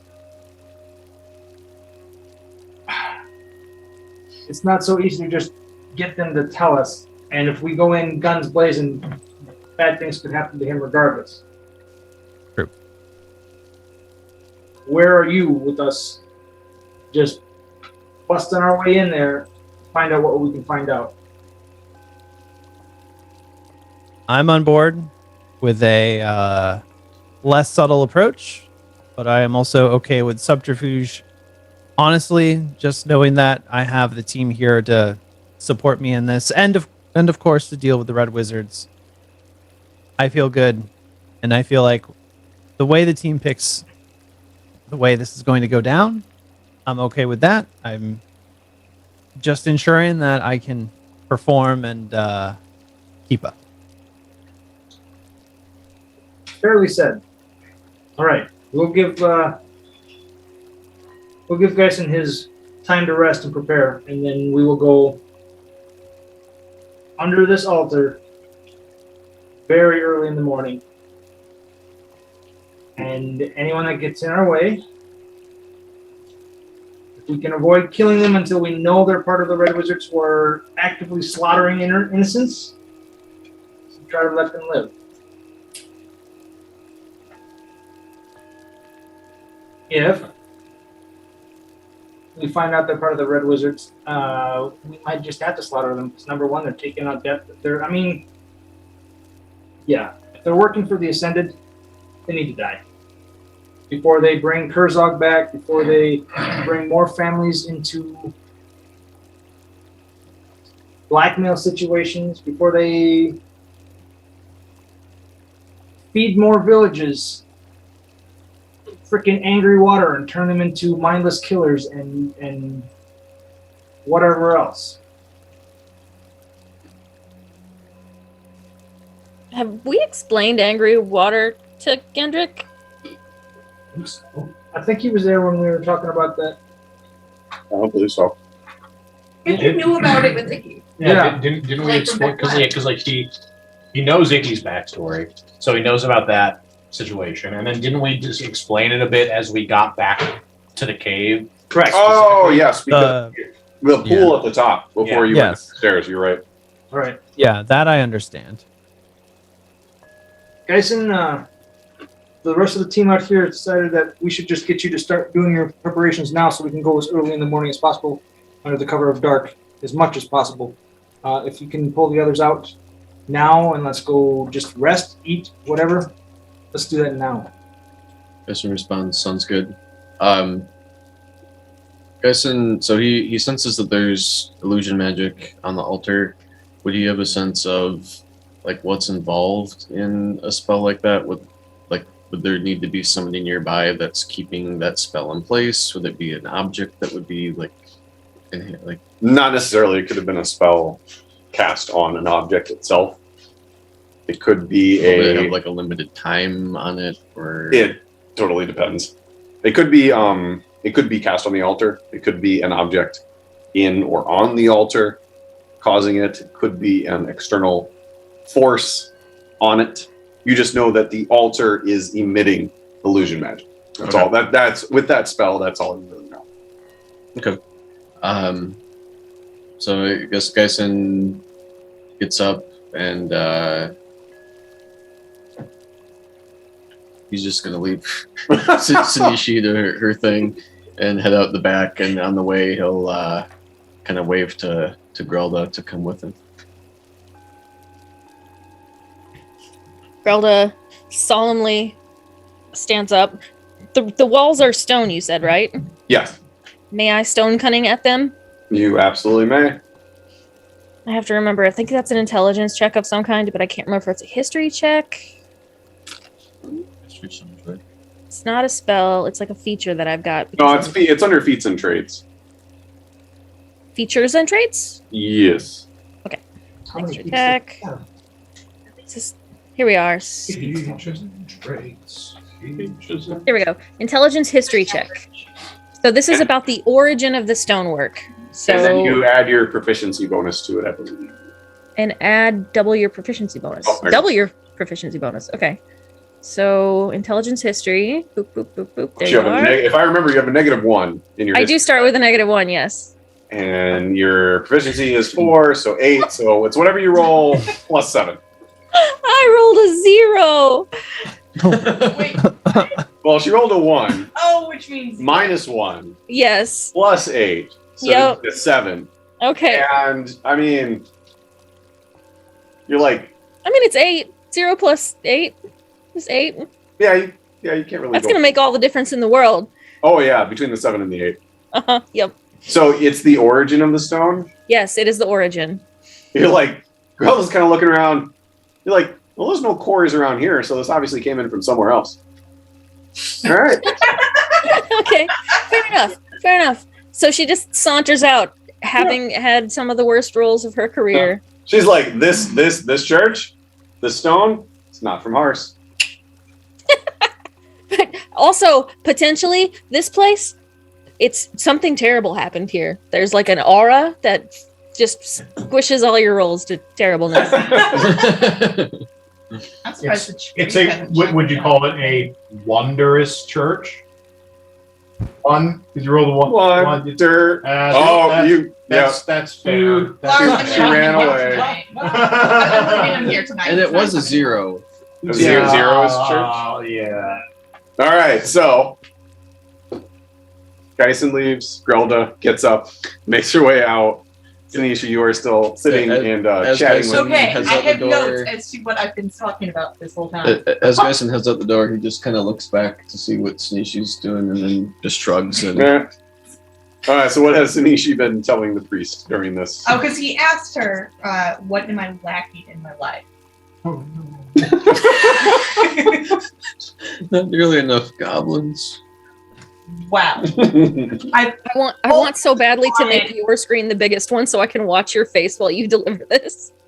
I've always wanted a fully functional blood bathroom. So like I could have like a nice like blood rain shower, a full body tub, all the plumbing so none of it coagulates or anything, and you just get the good stream of nice body temperature blood that you're looking for your bath. A tail could be kind of nice to have. I don't know about that. I'm not sure how I could manage it, but that would be amazing. I would love to find some new goblin killing grounds. That would just be like, we took out, I feel like I just really exhausted the old ones that I had, and like finding some new ones that would feel really good. It's been a while. I could scratch that itch. I would also, oh my God, this would be amazing. The perfect performer's cloak. One that just catches the breeze and like moves with me and just adds that extra to my performance. That would be super cool. I wonder if the blood bath, I wonder if I need to keep a fresh body connected up to that plumbing, or if I could find some way to like make sure that it just worked and I could refill it as on more of an as-need basis with a basin. I gotta get a haircut. I'm just waiting for him to say, roll initiative, Sinisha. All right, so as you start talking, the priest is kind of like leaning forward, very interested, and you immediately go into the bloodbath plumbing, and you easily notice his face is at first confused and then quickly just drops, and his eyes get wide, and he just stares at you, and then when you move on to the cloak, he goes from like horror to confusion, and then you go back to bloodbath, and he goes back into horror. And then we talk about a haircut. He just kind of leans back. Maybe don't focus so much on the blood. Maybe the haircut and the cloak would be better suited for a positive way forward. Have you ever had a blood bath? They're really relaxing. Maybe the bloodbaths are the reason you're here and lost. Those aren't civilized things. Oh, wow. Fighting words. Tanisha stabs him. Tanisha says, roll for it. Yeah, say roll initiative, motherfucker. I can suggest a quality barber and tailor for you. And maybe we can get your mind off of blood and bodies and I mean, I'm also violence. considering, like, I would like maybe a muse so I could write some more better songs and get a kid out there. That would be fun. If you know any properly set up, not too gentrified orc males, need a number? We do get a number of all races that come through here, so I'm sure if you kept your eyes open, an orc or half-orc male would come through at some point. At least 9 feet tall. And perhaps you will find what you're looking for. And he He hasn't moved away, but instead of leaning forward quizzically, he's kind of started to kind of lean back quizzically. I'm also interested in possibly making more friends, because one could always use more friends. Do you have any? Friends? All who pass through here are friends of mine. If you are looking to make new friends, I might suggest not talking about bodies and bloodbaths and coagulation quite as much. It's pretty fair. I would like to get pen and paper and write this down. Like At this what? point, I would like to point out that if the priest is on the up and up, we now look like the mass murdering antagonists of this story. I mean, you're dealing with a half orc. You gotta expect something, right? All right, and at that point, as you begin to scribe these oh so important suggestions, Grelda walks by and makes her way out of the church. All right. So I'm gonna, keep up the chat just for a little bit, so it's not super obvious. Super obvious. I assume this whole thing's gonna be fucking obvious. Okay. Thank you, Sean, because as soon as she's out the door, Grelda sprints to find Tarnin. And she, in that horrible not whisper that she has, that she's trying to be, sneaky, she's like, she really wants a cloak that billows! We need to get one for Sinishi!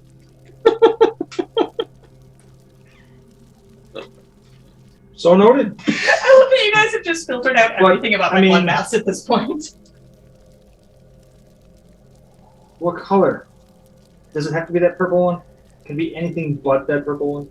Honestly, she was so obsessed also with bloodbaths, but I don't know that we can make it work with the plumbing where we live. I think red, like a blood red, would be a good choice.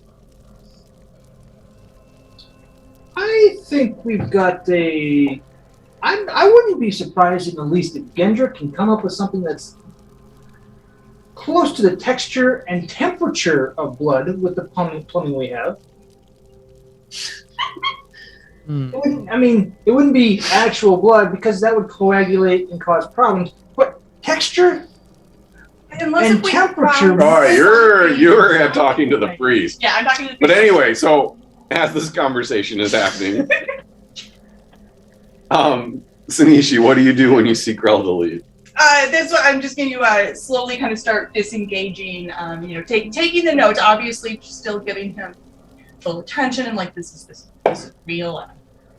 Looking for the way, but also kind of disengaging a little more, so I can go follow my friends out and stop being a distraction. It really takes little to no effort to end this conversation with the priest, and he just kind of nods as you begin to get up and make your way out. I'm sorry, I've made you uncomfortable. I should go.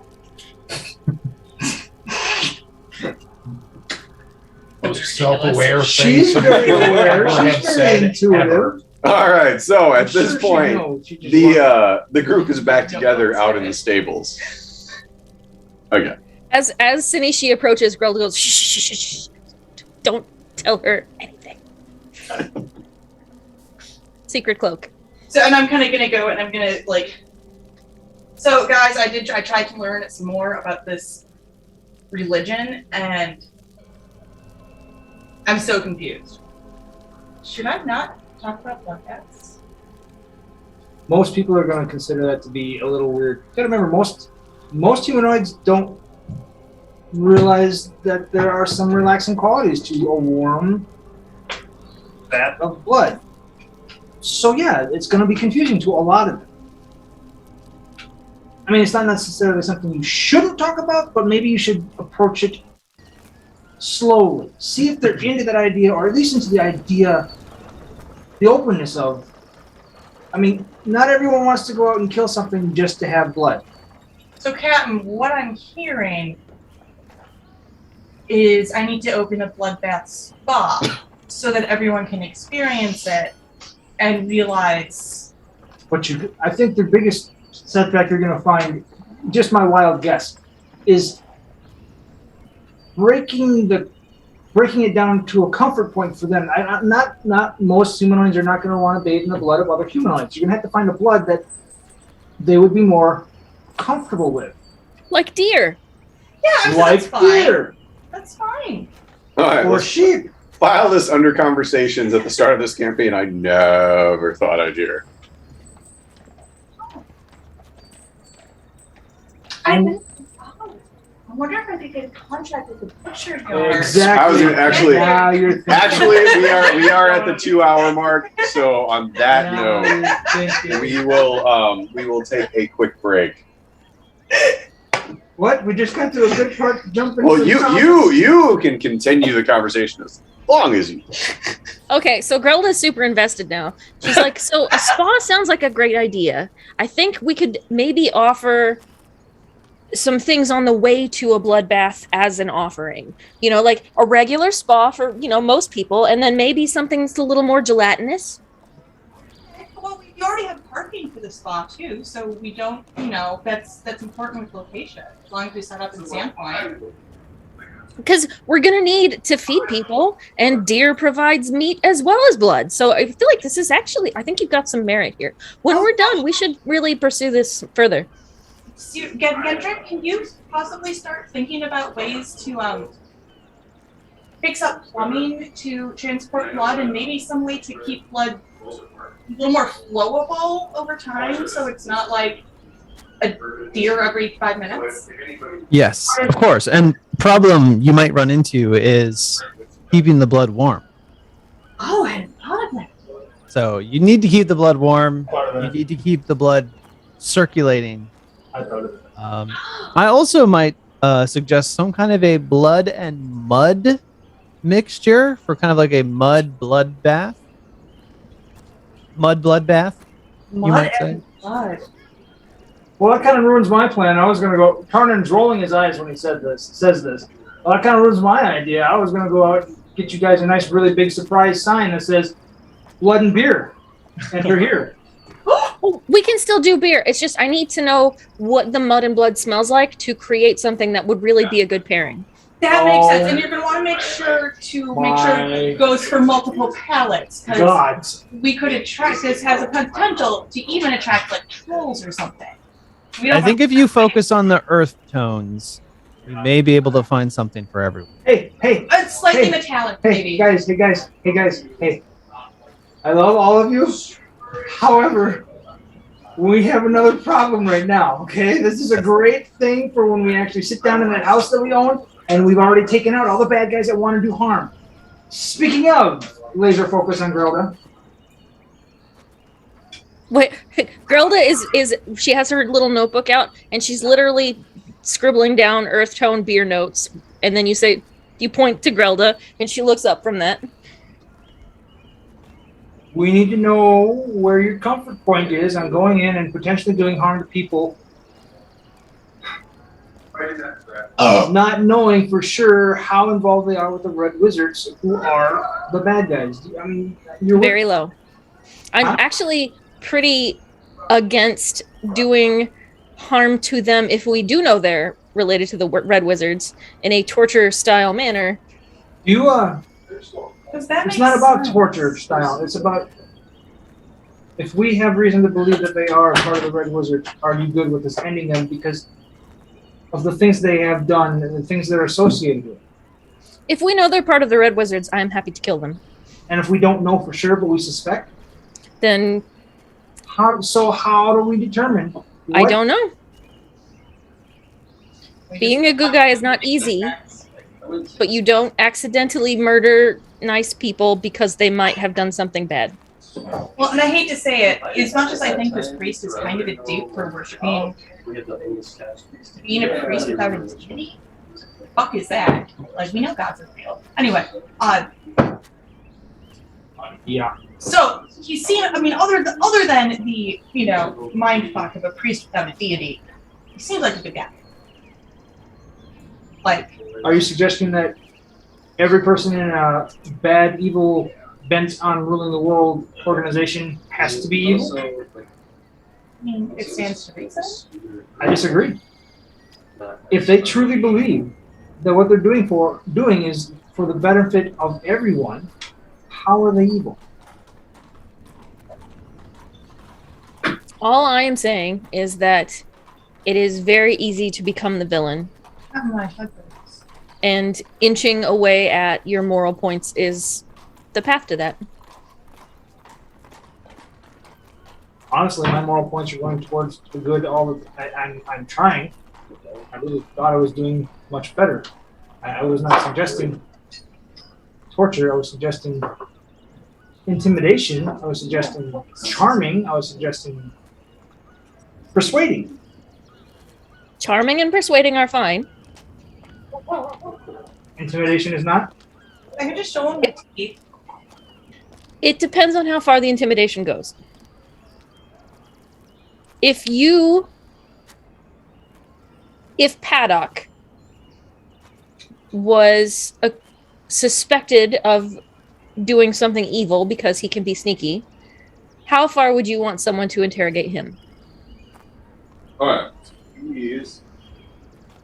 That's where we stop. I was kind of thinking, like, in a certain light, our very own Gendrick could be viewed as That's the Red probably the Wizards. best one I've ever done. And I'm just saying that's where we draw the line. Is if someone did this to someone we care about, would we feel that it was wrong? Then it's wrong. I've been trying to find that one. That's smart, little I lady. think it was.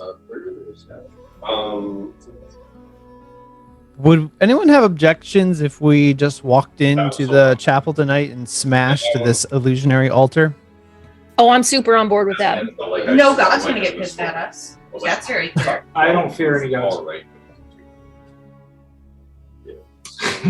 If it were any other school of magic, if it were the protective properties of abjuration or divination, but illusion, So these two are. that raises a red flag for me. I have a Tarnin. I have an out of character question that Grelda cannot ask, but that you might think of. You are a necromancer, and you consider your Firebird to be your patron, right?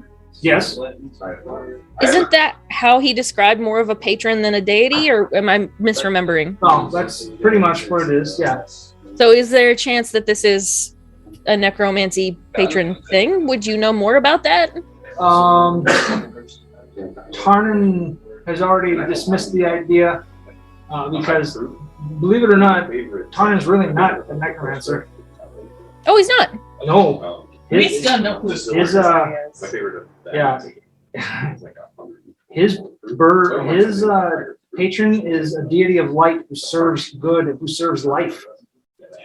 And the reason he's allowed to pull back souls is because he's been given a little bit of power to preserve life, not to destroy death, not to cause death. That was his past. He is now allowed to. That's where he can heal. He doesn't harm. How often have you seen him cast a spell that harms anyone? Grelda is still convinced that half of what he does is sleight of hand anyway, so Fair. That okay. I could see that reasoning. but yeah, I don't know. I just wanted to kind of plant the seed that is there someone who knows more about magic, necromancers, and patrons and so forth that might be suspicious by the way that was phrased. I don't think it's dawned on him to point it out to the party though. That doesn't matter. Again, Tarnin is really not concerned. Again, deity or not, Tarnin will go up against these people just to make sure that normal, everyday folk are more secure, more safe. And if that puts his team in danger, it's on him for doing that.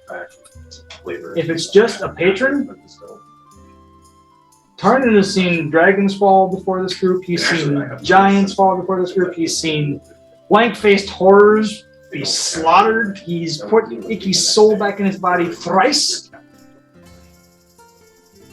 I think you used the good glue the last time because it's been a while. True.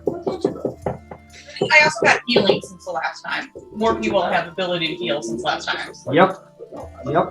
And All right, I am gonna go get my watercolors to finish the art piece I'm working on. So Aiza. All right. Activate. There we go. All right. So, how did the conversation while the rest of us were away go? we have a business plan. Yeah, we have plans to open up a blood stop, including with lots So- of plumbing, so can I- coagulation, and Can I say how awesome it is that during a break, you guys were still RPing in character? That is fantastic. It makes me feel bad. that's the type of break that has to be included. Can't really be cut out. I mean, I probably won't. If you guys are talking in character, I probably won't. Or We were also discussing perhaps being more aggressive on the altar itself instead of the owners and occupiers of this chapel establishment. and then Sean, I also had a question for you. Yes. Will fairy fire ignore illusions? Possibly shine light through illusion stuff since it's got that input light thing that happens as well. Let me read the verbiage on Fairy Fire. It says shit about illusions. Just objects. Good question. Each object, which may be cube, it's outlined.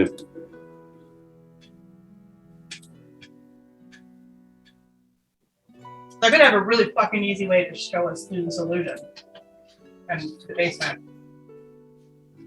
depending on what DM says. Hold on, just.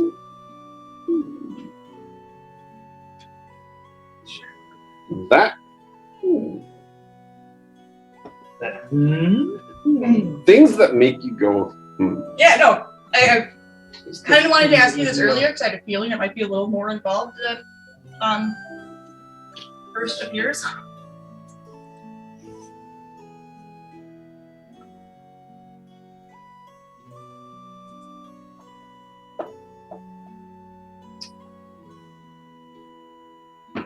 So. All right. Well, I know the answer. All right. It's not touching. Not gonna comment, so I just have to try to cast Fairy Fire on the area and see what happens. Because you can certainly. You can certainly try. Exactly. It seems to me like, I mean, I don't use my spells that often. It doesn't cost me much shit. All right, so the group is currently discussing things in the stable outside of the church. We're giving Geisen 8 hours of rest. It's a long time to rest. Yeah, because it's So Are you guys- It's probably about like what 4 o'clock now. 4 or 5. I would say 5, just because of how long the stuff in the chapel took. I'd say it's about 5.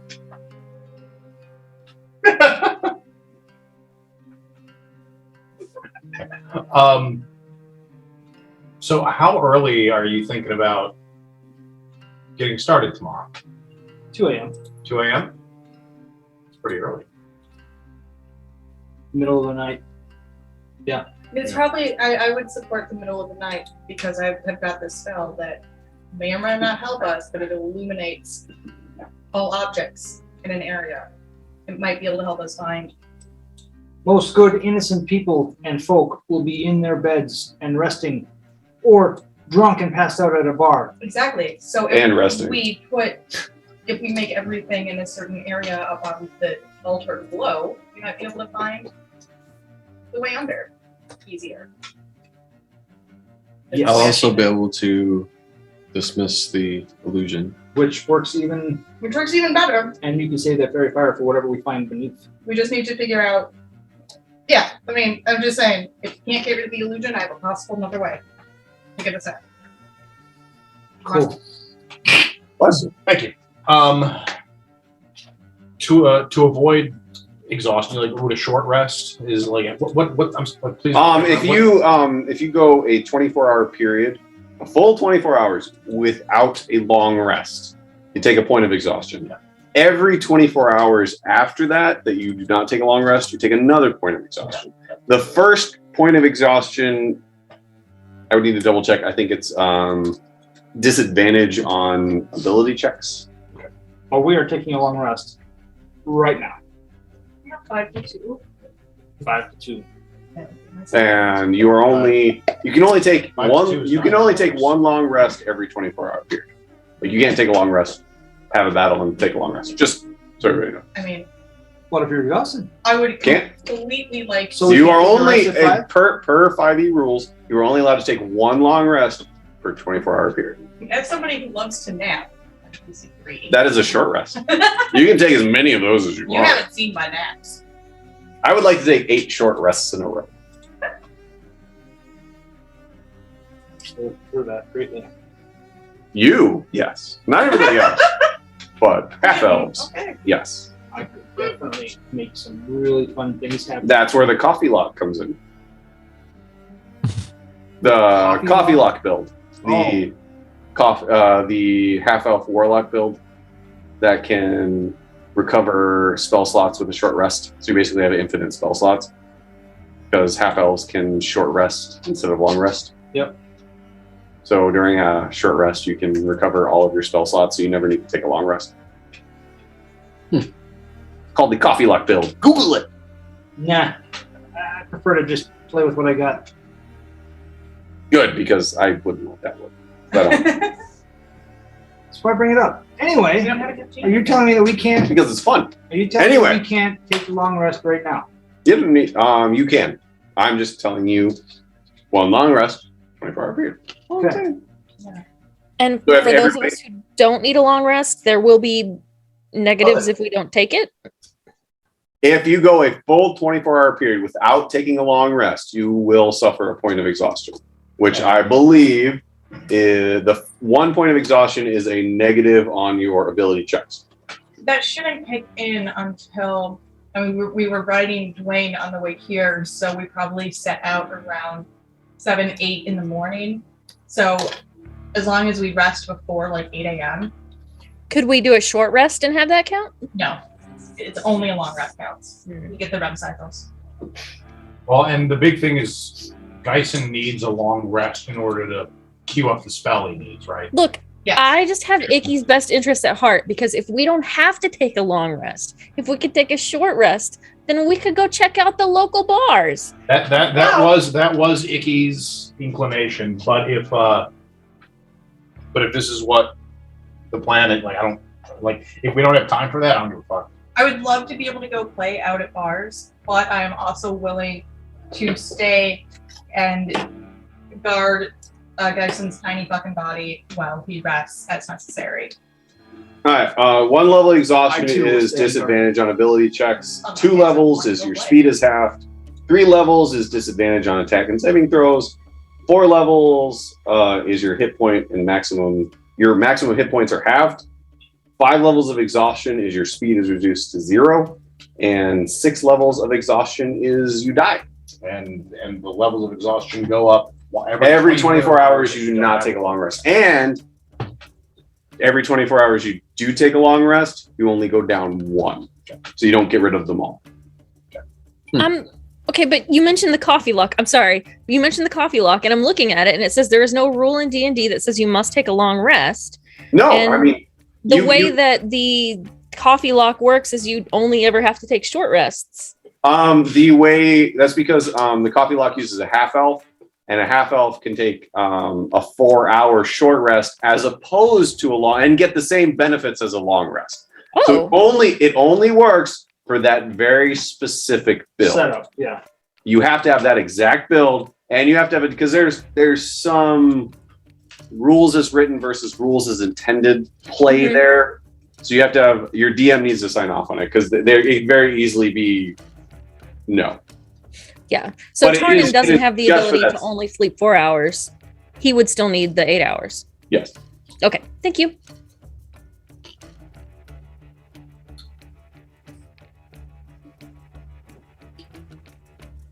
So rest. Sleep. By all means. Everybody sleeping. Sheep, That's a sheep, trap. I think we put a guard up. We Yeah. do our normal long rest guard rotation. Werewolves. No, sorry. Damn it. I will never let you forget that one time. Is there like a tomb that we can, or It was just a lair? cave. Still argue werewolves coming down the ladder. Yes, we did a Curse of Strahd campaign. Doesn't matter until you knew. Did a Curse of Strahd campaign. They crawled into a cave, defeated werewolves and a Baba Yaga, and decided to take a nap there without setting a guard. So werewolves came and attacked them, and that taught them the lesson that they've been learning ever since. Anyway, so are you going to do the rotating guard? Yes. Yep. Yeah. All right. Yeah. So that's 10 hours. I need 3 sets of guards. Guards. That means we're going in at 3 instead of 2. Yes. Close enough. All right. Who is going to take first watch? I'll take it. And Will. all right, both of you give me a perception check. And who is going to do the second set? Icky will. By I'll do a himself? second watch. Icky and More 9. perspective than I am. Which I think leaves me in time. Okay. And Zelda? 18. 18. All right. You do notice that as everybody is resting, you do get looks from passerbys. Nobody giving you any more attention than you would expect for new people in town, but a family with a couple of oxen pulling a cart of produce.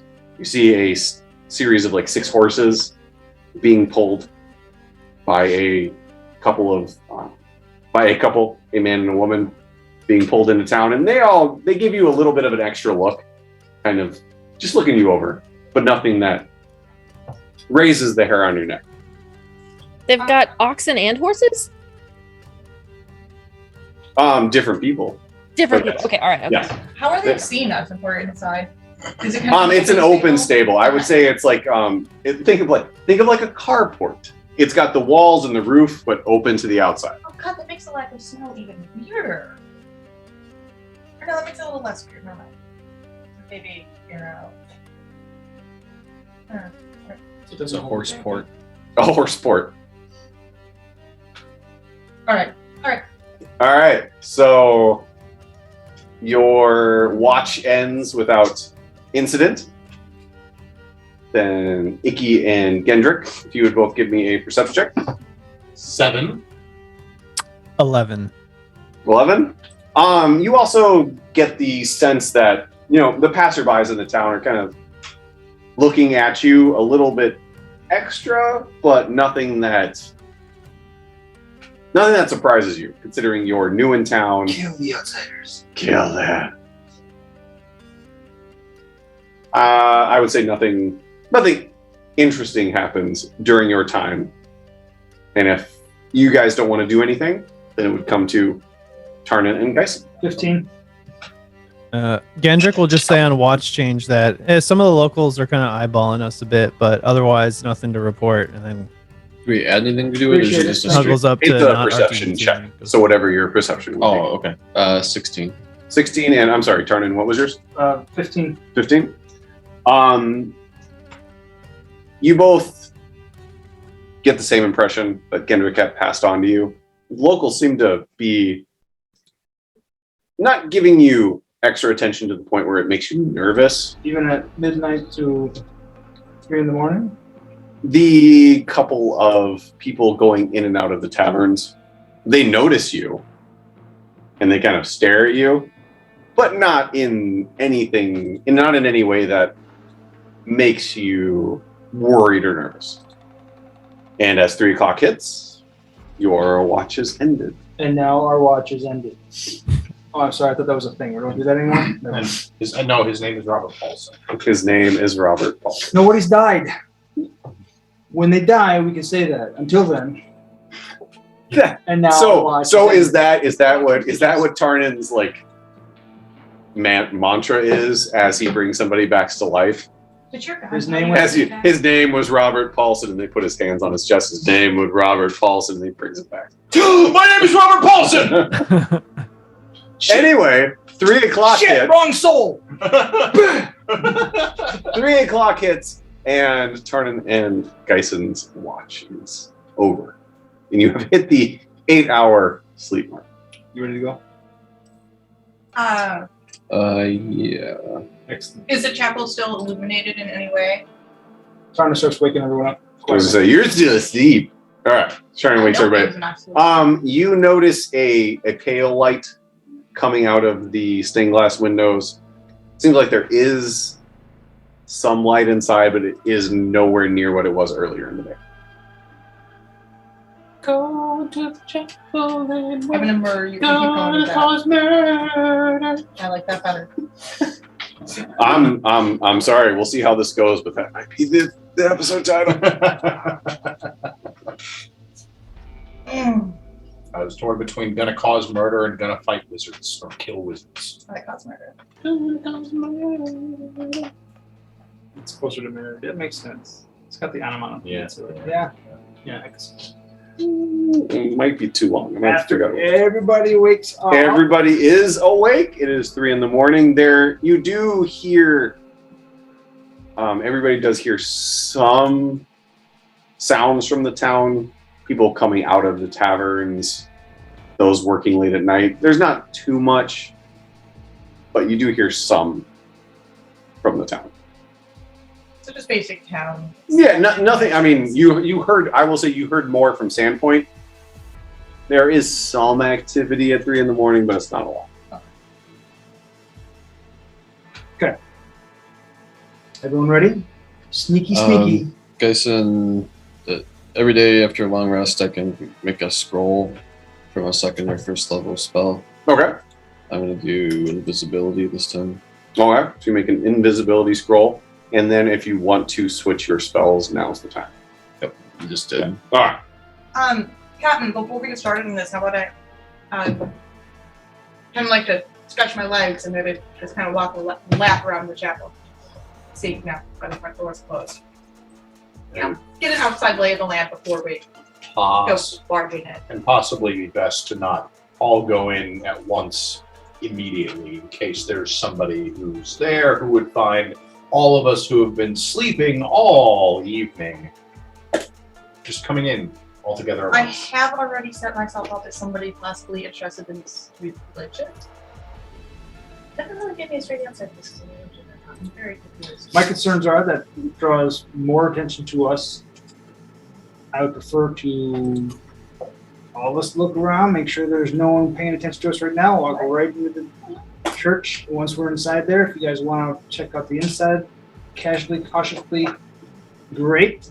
If you think there's a big benefit that I'm missing about walking the outside, speak it now.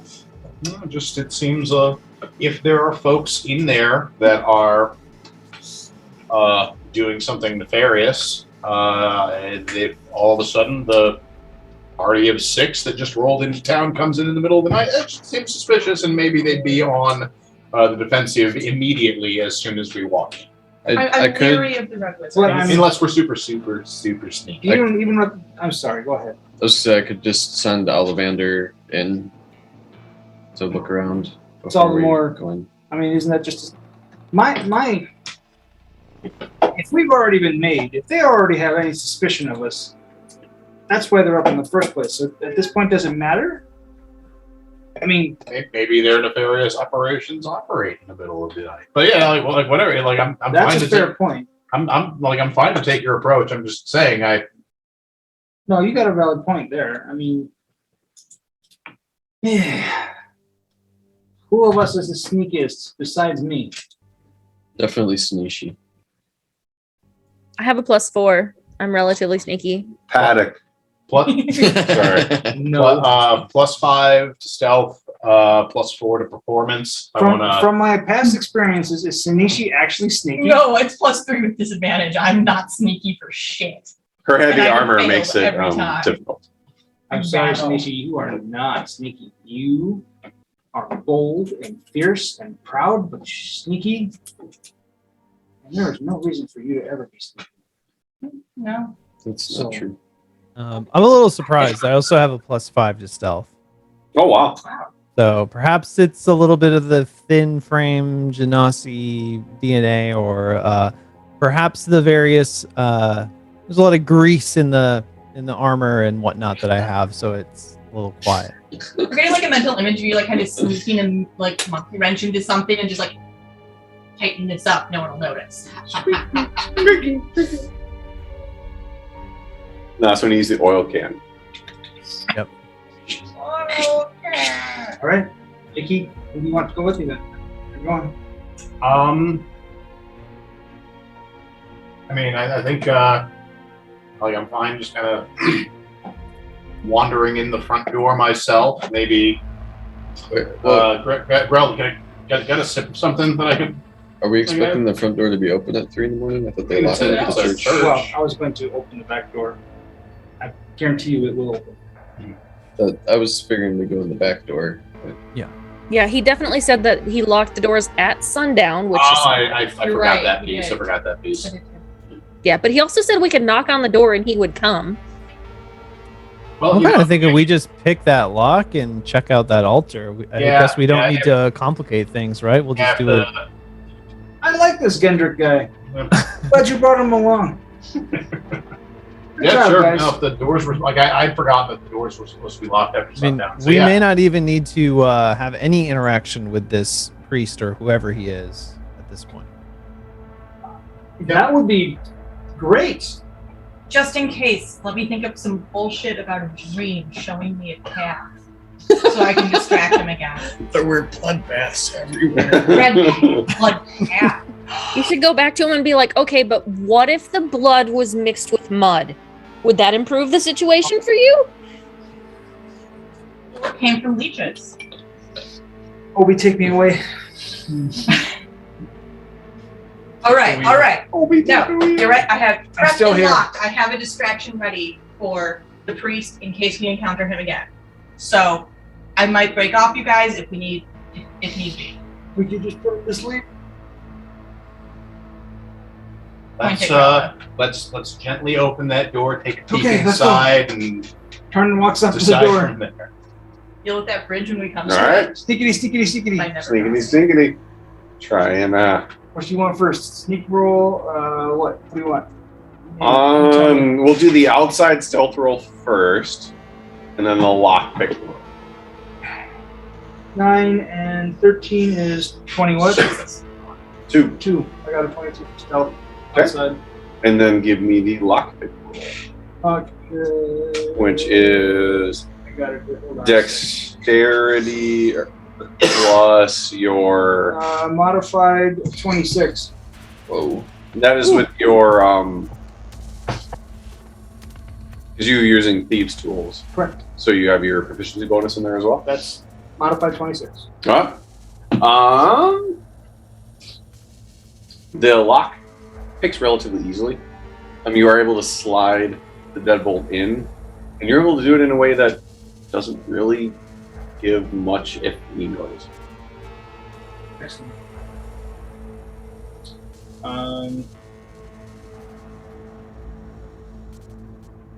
Check for magic before I open the door, or just I mean, I would need to do the whole ritual thing again. say no more. Check for traps, and then open the door. Give me an investigation check. Investigation! God bless America! You want to do all the checks, all the things. Perceive. I want to perceive. Okay. 18. 18? Doesn't seem trapped. Okay, open it and hope I don't blow up. You, in fact, do not explode. Sweet! Does the door blow up? No. Sweet! I continue in. The door opens very quietly. Sweet! It was well oiled. Thank you, Gendrick. Thank you. Shit! Note for future reference. Gendry, could you oil it real quick? Did you bring your WD-40 with you today? You could just That's what the grease spell is for, actually. New name for the droid! just said it. What? Oh, that's I was just like, guys can cast grease at it. Yeah, God. no, I think the droid should be named WD-40. Yeah. I like it. yeah. Not bad. That's pretty good. That is pretty good. All right, so the door is open. Just yourself, or is anybody coming in? I'm not telling him to stop, but I go alongside the wall. All right, I need another stealth check now that you are inside, and anybody else who is following Tarnin in, I need a stealth check. I say we let Tarnin peek first. Yeah, I would give Tarnin about 10, 15 seconds after I lose sight of him, and if I don't hear anything, I would sneak in at Icky would sneak in after him. All right, what is your stealth check concern? Modified 17. 17? Yeah. All right, so as you step onto the marbled floor. Oh, what's up? I just want to make sure I don't have. No, that's next level. Never mind. All right, so as you step on the marbled floor, you do have some dirt that kind of stuck to the bottom of your foot. So as you put your foot down, it does slide forward like a half an inch. Everybody around you hears it, and you just stop for a second and wait. God, I know that. And as you're stopping, you look at you see the altar, and then you see just behind it, 10 feet, is a cot, and there is a body laying on the cot with a blanket on top of it.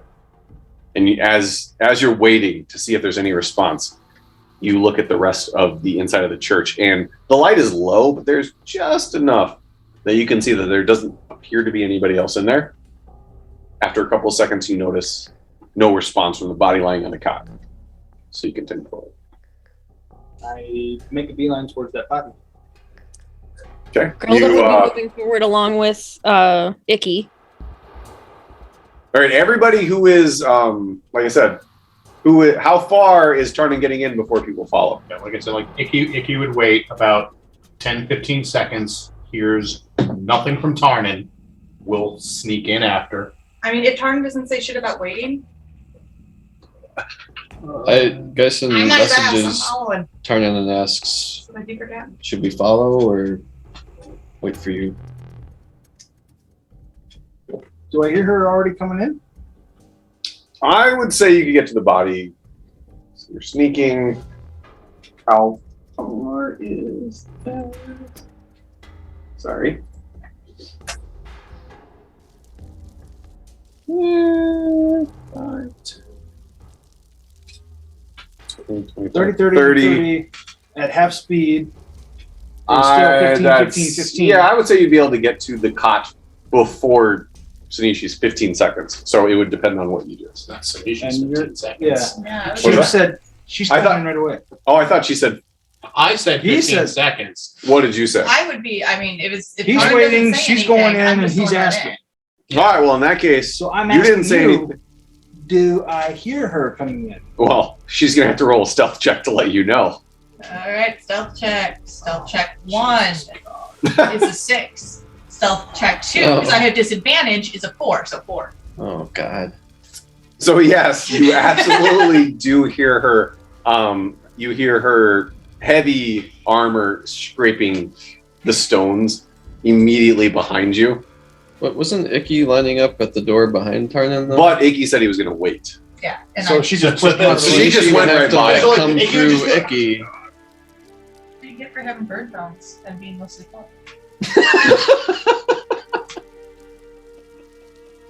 Oh man.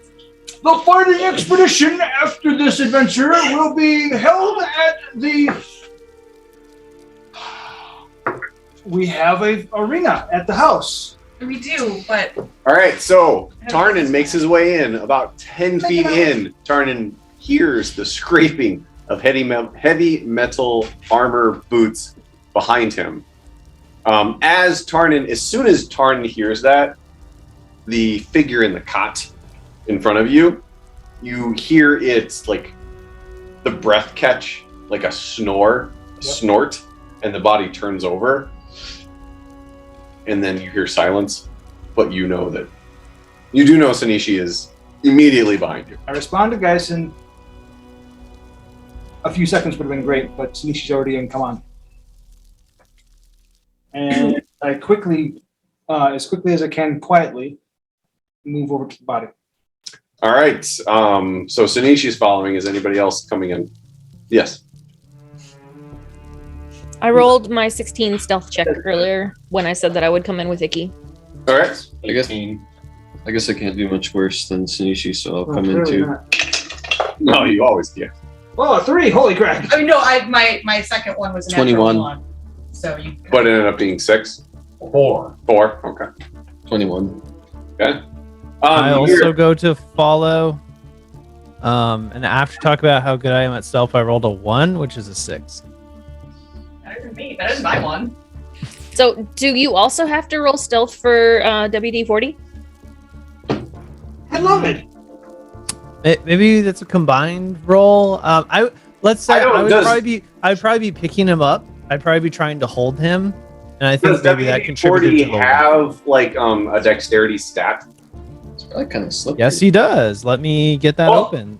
If you are picking him up, you would move at a quarter speed because sneaking you would move at half speed, and you're carrying something, so you could pick him up and move at a quarter speed, or he could follow you, and he would have to roll with his own stealth check, which would be a dexterity check. So that is your choice. I'm going to say in this case I was holding him. All right, so you're moving at quarter speed, so you're moving a little bit slower than everybody else, and you're with his passive perception and the extra roll, you are really lucky that I rolled like shit. Hey. So yes, Tarnan makes it to the cot side of the priest as everybody slowly and not so stealthily makes their way in behind him. The rest of us did alright. Let me rephrase that. As Sanishi, not so stealthily, makes her way in behind him. Clang, clang. Hey, Captain! What's up? Is this guy sleeping? Clang, clang, clang with the armor. Ding, ding, ding with the bar. All right, so Tarnan, you make your way to the edge of the cot.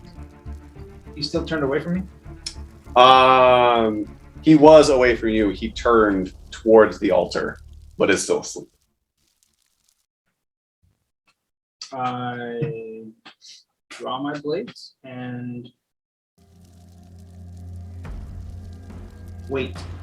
I'm basically holding an action. If he wakes up, I'm going to cover his mouth and/or eyes with one hand and put a blade to his throat, and I will ask him in a nice, calm, soothing manner, "Please do not struggle. I do not want to hurt you." And if he doesn't, wait. If he doesn't wake, then I don't touch him, and I sit there. And then with my bonus action, I will message Geisen. I'm gonna keep an eye on this guy. You guys are gonna have to handle the altar.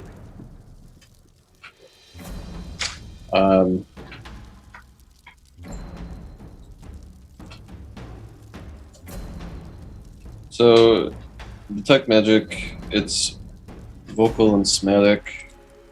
How noisy is vocal for a spell? Can I whisper it or? I would They won't hear shit over her. say in this instance, you would probably not be louder than Sanishi. So I would say you were fine. Okay. Yes. While all this is happening, he'll just kind of take in the surroundings. All right, give me a perception check and let me know if there's anything in particular you're looking for. Mostly looking for signs of activity or things that weren't there when we were here earlier. Things that have changed. Okay. Go ahead and give me a perception check. 8. 8. You yourself did not enter Oh yeah, you're the right. church. You're right. So from what you remember from outside, everything seems normal, just minus those 2 individuals and the cot that was not there before. And the lights are, the sconces are a little lower. You don't notice anything else that would kind of pique your interest? All right. Where do you think this cat came from? So, Messages to her. Who cares? Let it be. Our primary purpose is to get underneath, and if we can let him sleep and be. All right. Jason? So we came in the side door, right? Yes. So I'm already pretty close. So I'll cast Dispel Magic. Choose one creature, object, or magical effect within range. A spell of 3rd level or lower ends, and if it's 4th level or higher, make an ability check with my spellcasting ability.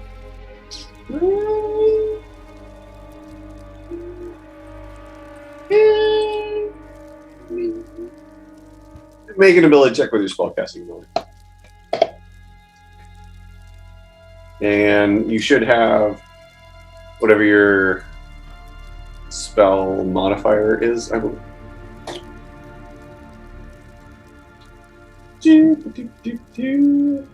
Modifier +5.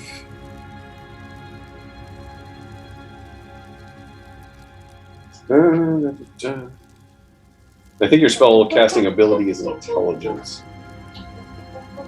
So you're basically giving me an intelligence check with whatever your intelligence modifier is, and then adding 5 to it. Better check yourself before you wreck yourself.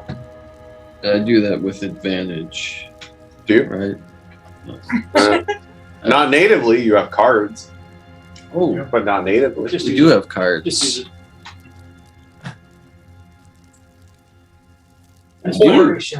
I I do actually do it with advantage. Oh, what do you know? Funny how that works. It's a little better. Not much though. 13. 13? So as you are looking at the altar, you mutter this spell, and initially you actually feel resistance as the arcane energy leaves you. And as it wraps around the altar, you actually feel the resistance, and you give that extra internal push. And then you notice that there is a 5-foot section on the backside of the altar that melts away, and you see a stairwell that goes down and then turns to the right, 90 degrees. Is this visible from our side of the altar, or? It is from the backside of the altar towards the on that side, towards the curvature. Yes. I have So an I- unfortunate question. Is this? Would we have to sneak past the cot to use these stairs? Yes, but everybody already did their stealth check. Okay. It's one stealth check per room. I wouldn't make you do it unless another person entered the room or there was another thing that happened. Step by step, room by room. No. So turn in cast message, or guys can cast message to turn in. What do we want to do with him while we go down there? Or do we just leave him? Respond after you guys are down. If he's still asleep, I'll follow. Good. You are uncomfortable with this idea? I don't know. I don't really have a better solution. And if he's sleeping, then he doesn't seem particularly dangerous. And if he is, he'll prove it later, and we will take him out. But until he is proven dangerous, Sure. All right. When is it to approve dangerous? So if you're staying behind, I could live with that. who do we want to go? Who's taking point? Mickey? Take the Yep. bird do it. I'll fire up my my dark vision monocle. Mark off another point of that. Yep, taking that down to 6 out of 10 uses. Dun. All right, and I will move forward in a sneaky fashion. Trying to keep aware of any dangers that might be. All right, give me a stealth check since you're moving to a new area. Feels right. And how far is everybody going to be behind him? Are you going to follow immediately behind him? I say we let him take a peek first. Natural 20. Oh shit.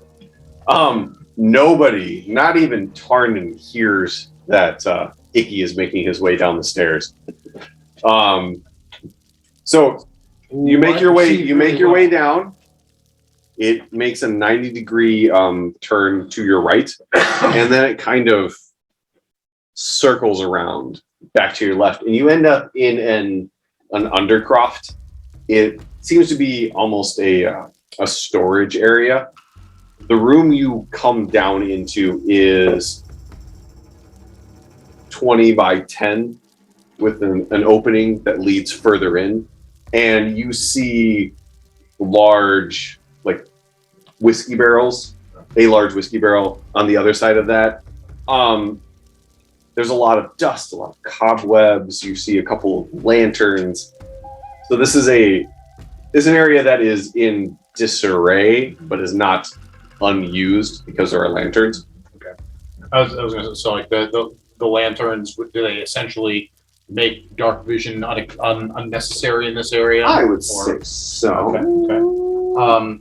So as I come in and notice all this dust around, I'd like to take a look around and see how disturbed the dust on the floor is, to see if I can tell if somebody's been through here recently or if it's been undisturbed for a while. Give me a perception check.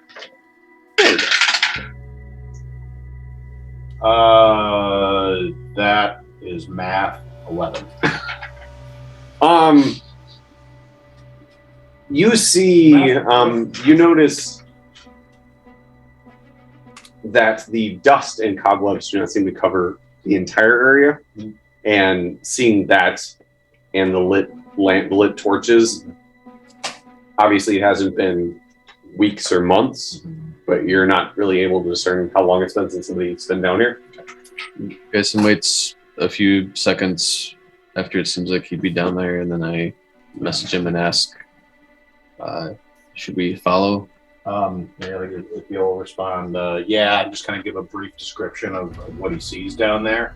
It's like there's looks like some fun barrels down here. But Icky will kind of wait, maybe step forward a little bit into the room, but once he's down there, would wait for at least somebody else to get down there. All right. So how much further would you like to go in the room? I'd say go 15 feet. So right there? Yep. All right. So as you move further into the room, you do notice, and there is, as you step further, you see more of the room, another barrel, and you see a tall, gaunt man kind of leaning up against the wall. And as soon as you step forward, he does see you, and you just hear a, "The fuck?" And he leans forward, and I need you to roll initiative. Yeah. Everybody or just him? Everybody. Okay. Hallelujah. It's been 3 months. It's been 3 months. Hallelujah. Actually, I looked back. I was like, holy crap, it has been 4 sessions since combat. You died? No. Stop it. I rolled and... Yeah, never mind. All right, hold on. That might be another 3 months before I act. Oh, no. Okay, at the beginning of the last session, I did write, it's been 2.5 fucking days since we killed something. What the flying fuck? And it has now been longer. All right, everybody has rolled initiative. I need... Oh, let's use C's initiative. You and all allies may add your proficiency bonus to your initiative, attack, and damage for the first turn. Let's do it. I like that. Sure. So, proficiency. All right, so everybody, proficiency bonus to your initiative, your attack, and your damage for the first round, correct? Mm-hmm. All right, then I'm going to go down, and I need everybody's initiative with that proficiency bonus, which I believe is 4 for everybody. Yeah, I got mine is 4. All right, Gendrick. 13. Geisen. With that bonus, 7. Gerelda. 26. Also, you are no longer displaying things that are D&D related on your screen. Oh, you are correct. Weird. What the fuck is that? What the fuck is the There we go. Nexus Mods, a man of culture. Very nice. Yes, By the I've started playing Skyrim. Yeah. Oh, After doing Cyberpunk 2077. It was actually really good. Nice. I really like that game. Icky. What did I roll? 6. No, I rolled a 6. So 11, 15. 15. Sanishi. 24. Wow. I know, right? There we go. Like, talk about things. that 24 never- and Tarnan. 28. Sean, So 24, 26, Yes. and what's the 28. difference between a round and a turn? A round is 6 real life seconds, and that is everybody's turn. A turn is movement, action, bonus action, free action. It's what you do. Okay, so we all get. We all get turns, Got and it. all of our turns. Everybody add up. gets- Just making sure. Yes, for the card, everybody on their first time to act Got it. is able to get that +4. Got it. But do you got it? And hallways/stairways count as an entirely separate room. Yeah, I should have. They are. It is whatever speed it would take for them to. Well, I was thinking that I rolled a fucking 20 for stealth, and then apparently I just got to the bottom of the stairs and was like, no more need to be stealthy. Well, no, it wasn't. It wasn't that no more need to be stealthy. It's a lit room with somebody watching that you just walked Welcome into. And to you my may have had a frustration. little bit of Fair, burcast as fair. well. Yeah, if you no, I will say you weren't noticed until you literally walked into view of the next room. That's fair. I would like to point out that although I do not have to drive home, some of you do, and Yeah. it is 11. It is 11. It is late. Let me. So we should probably just roll initiative next time. No! It's like, wow, I've never wanted to say no for that. Let me roll initiative for the enemies, and then we will start on the combat. More than one. He said Interesting. plural.